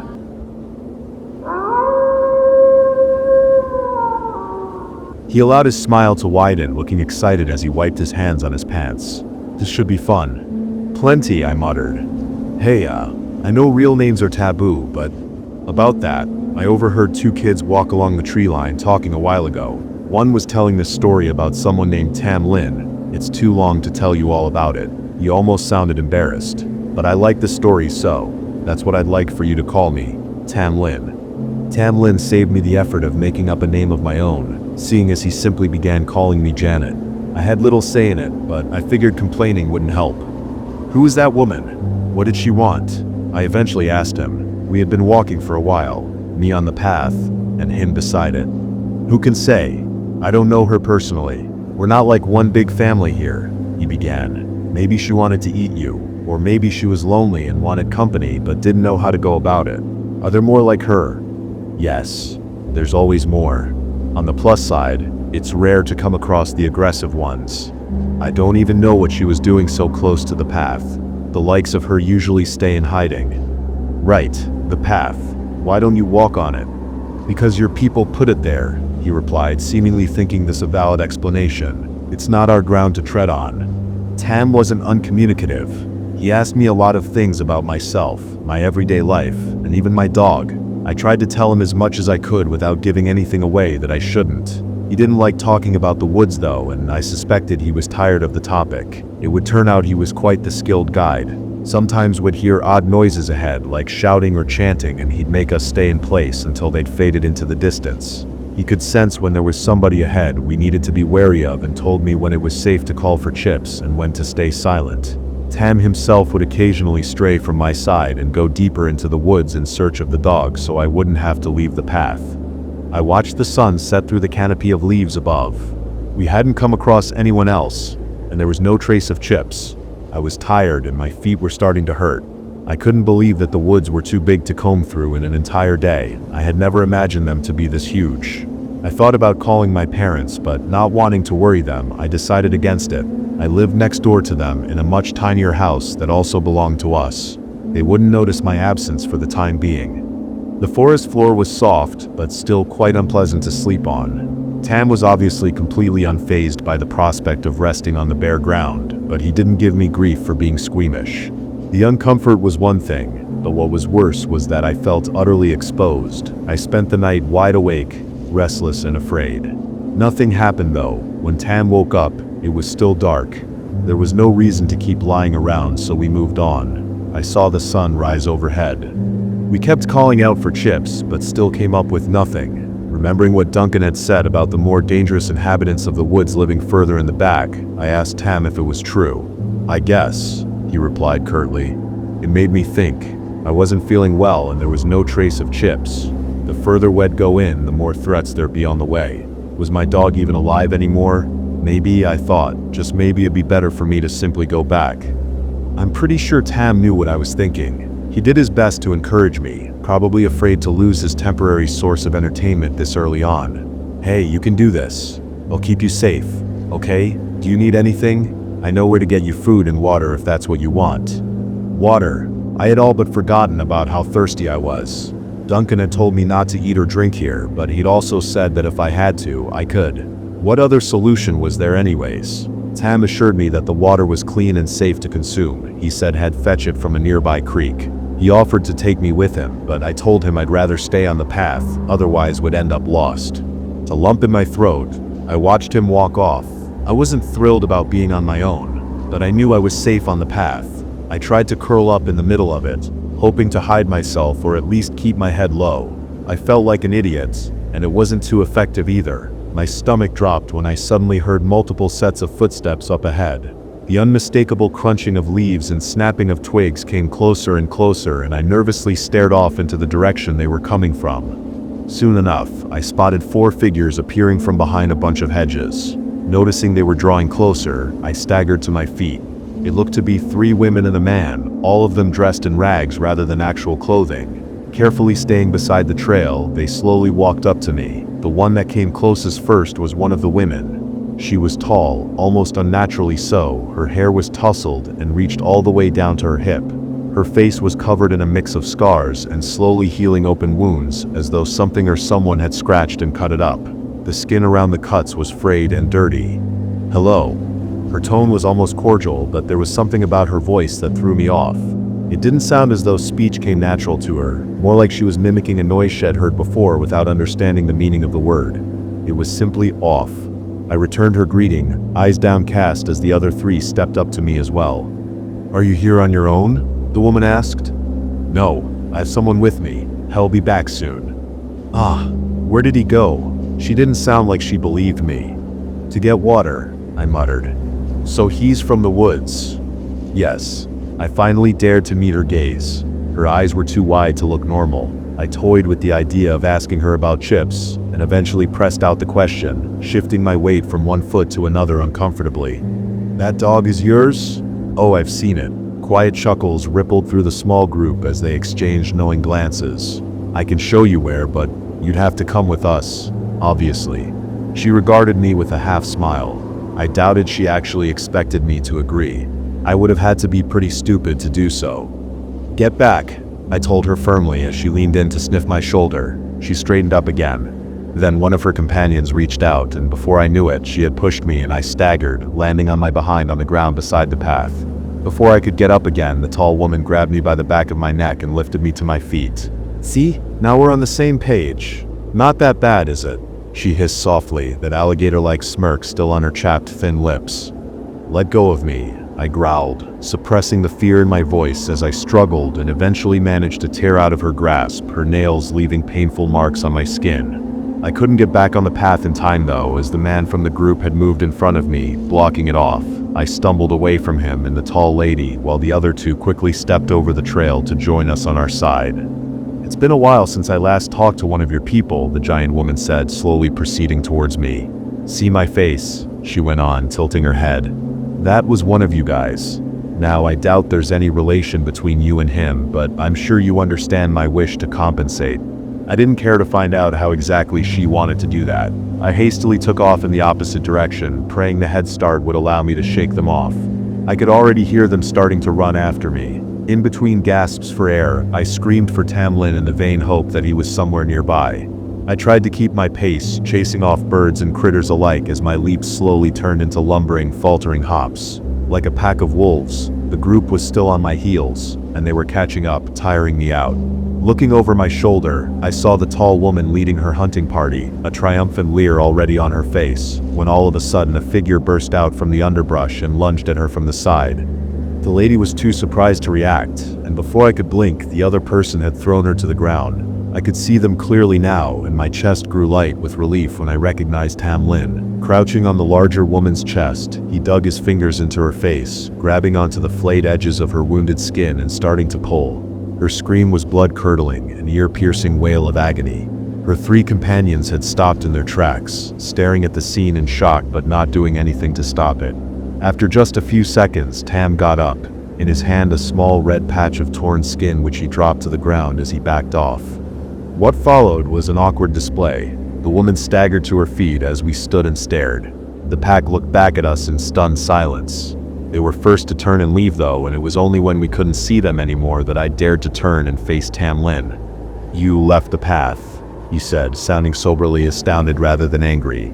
I couldn't speak, my throat sore from all the screaming. Still close to tears, I nodded quietly. Tam swallowed. He looked uneasy, but managed to give me a smile. "It's okay, we'll find it again. We need to get you water first anyways. I found the creek. It's just a little bit ahead. Let's go there first, and then we'll look for the trail." I nodded again, following him once more as he led me through the trampled down bushes he'd emerged from. The creek was nice and clear, completely undisturbed in its route through the forest. I didn't bother looking for any sort of cup. I simply dropped to my knees and began to shovel the water into my mouth with both hands. Before long, I dipped my head into it, greedily sucking it up as Tam stood and watched. Once I was full, I let out a deep, content sigh and plopped down in the tall grass. I had forgotten how thirsty I'd been this whole time. We stayed for only a few minutes before making our way back to the path, and that's when disaster struck. There's no way to talk around it. We couldn't find it anymore. We searched all of the surrounding terrain, trying to spot it in the thicket, but to no avail. By the time the sun set, I was starting to panic. I took out my phone, hoping to find a map of this place and perhaps call my parents, only to find that the battery had died. It was completely useless. Night fell, and we had to stop and get some rest. Then sunrise came again, and we moved on. This cycle would repeat itself 4 times before I lost hope. I still remember the exact moment I realized it was futile. There was no way out anymore. The woods had swallowed it. I was trapped. It took me a long time to accept my fate. I cried for 2 entire days. Tamlin tried to console me, but despite his good intentions, he failed. I'd never see my parents again. I'd never find myself in the comforts of my home. After these 2 days, however, things changed. I grew melancholy, then oddly content. The woods have an eerily soothing effect on those that it captures. That's the only way I can explain it. I kept looking for Chips, hoping to at least reunite with her one day. We asked everyone we met on our journeys through these endless woods. That's another weird thing. It didn't feel like I was an outsider anymore. The tribespeople, however bizarre and intimidating they'd seem, would treat me as one of their own. I wasn't being hunted anymore. I got used to sleeping on the cold ground. I even began to appreciate it. Whenever I'd rest my head on it, I felt as though I was listening to the earth's heartbeat. Tamlin and I would sleep side by side like we had during my first night here. Then we moved closer to one another. Then even closer still, I became accustomed to the warmth of his breath on my neck. It was a soft, comforting feeling, him holding my hand and pressing his cheek to mine. One day he uttered his true name to me, and I told him my own. I would rarely feel hunger or thirst anymore, and on the few occasions that I did, the woods would feed me. I think I must have forgotten why I'd gone down that path in the first place. I forgot who I was and what life outside had been like. I even forgot about Chips. I kept on counting the days though, even though I'd forgotten why. 988. That's how many sunrises passed until the day I woke up to barking. I hadn't heard any sounds like it in so long I couldn't even place it at first. My eyes adjusting to the bright sunlight, I could make out something large and dark right above me. When it came down to touch my face, I found it to be wet and warm. A snout. By the time a large pink tongue came out of it and started to lick the length of my cheek, I was certain. And then it all came back to me. It was my sweet giant puppy. Her collar was still around her neck, the leash attached to it dirty and caked with mud as it had been dragging behind her all this time. I stared at her for a minute straight before I dared to reach out and touch her, afraid I would find her to be an illusion or some sort of fever dream. My hands met with matted fur and warm skin underneath. I grabbed her, pulled her onto my lap and hugged her tightly. I couldn't believe it. All memory of her had been erased from my mind. For all I knew, she could have died in those woods months ago, but there she was. Tam looked on in disbelief. Chips began to hop around, looking excited. She ran ahead for a bit, and then returned, almost like she wanted to show me something. I rushed after her and Tam followed.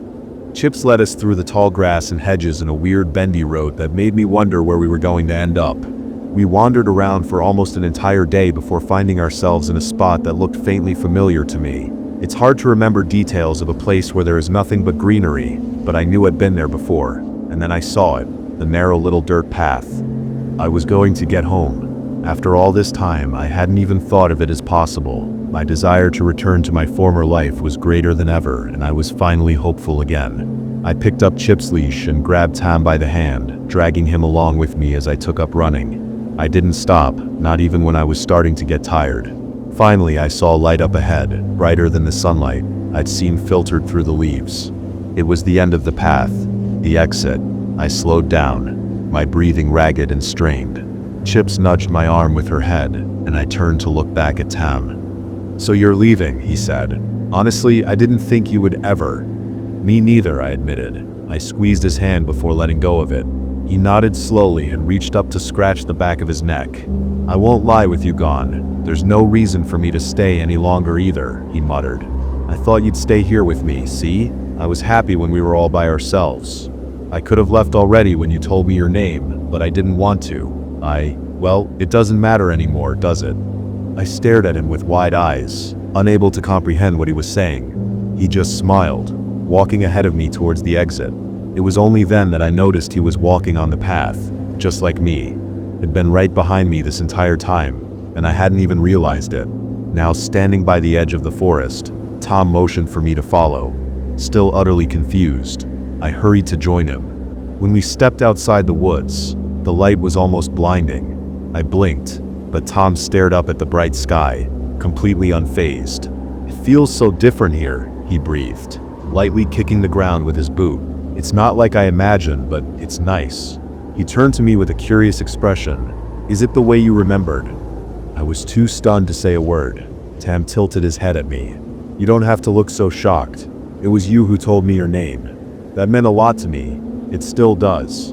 Knowing the name of one of your people, it makes us special. It means we can tread on your ground, that we can leave. Not my original goal. I just wanted your company. Before all this, I'd see you every time you walked by the woods with that dog. I was always watching, and I kept wondering what you were like. I made up my little plan, and it worked. As you can see," he let out a soft chuckle. "I told you some of us are lonely, so I wasn't completely dishonest with you. I even said that pets don't run off there for no reason."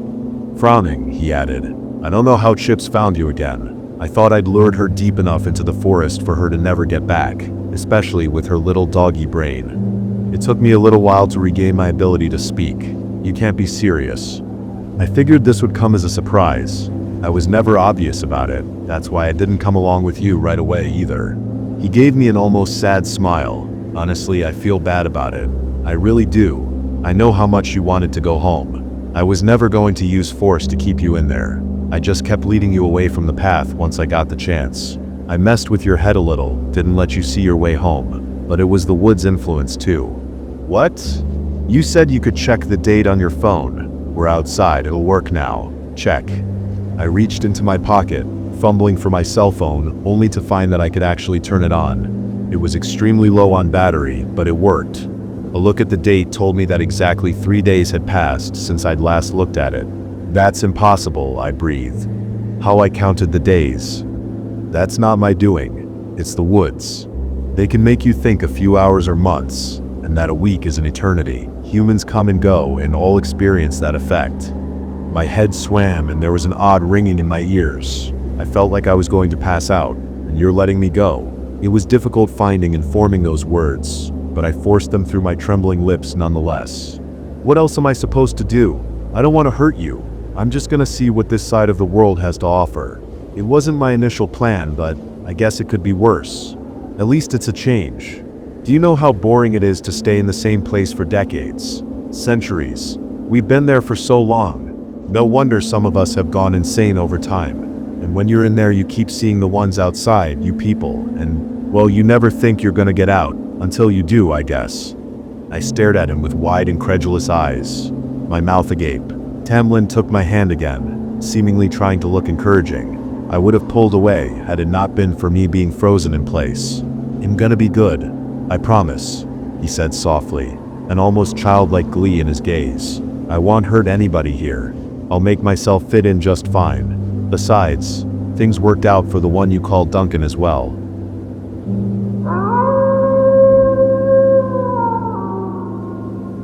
That's it for tonight's stories, but the nightmares never end. If you enjoyed these chilling tales, don't forget to like, subscribe, and hit the bell so you never miss a new upload. Got a scary experience of your own? Share it in the comments. I just might feature it in a future video.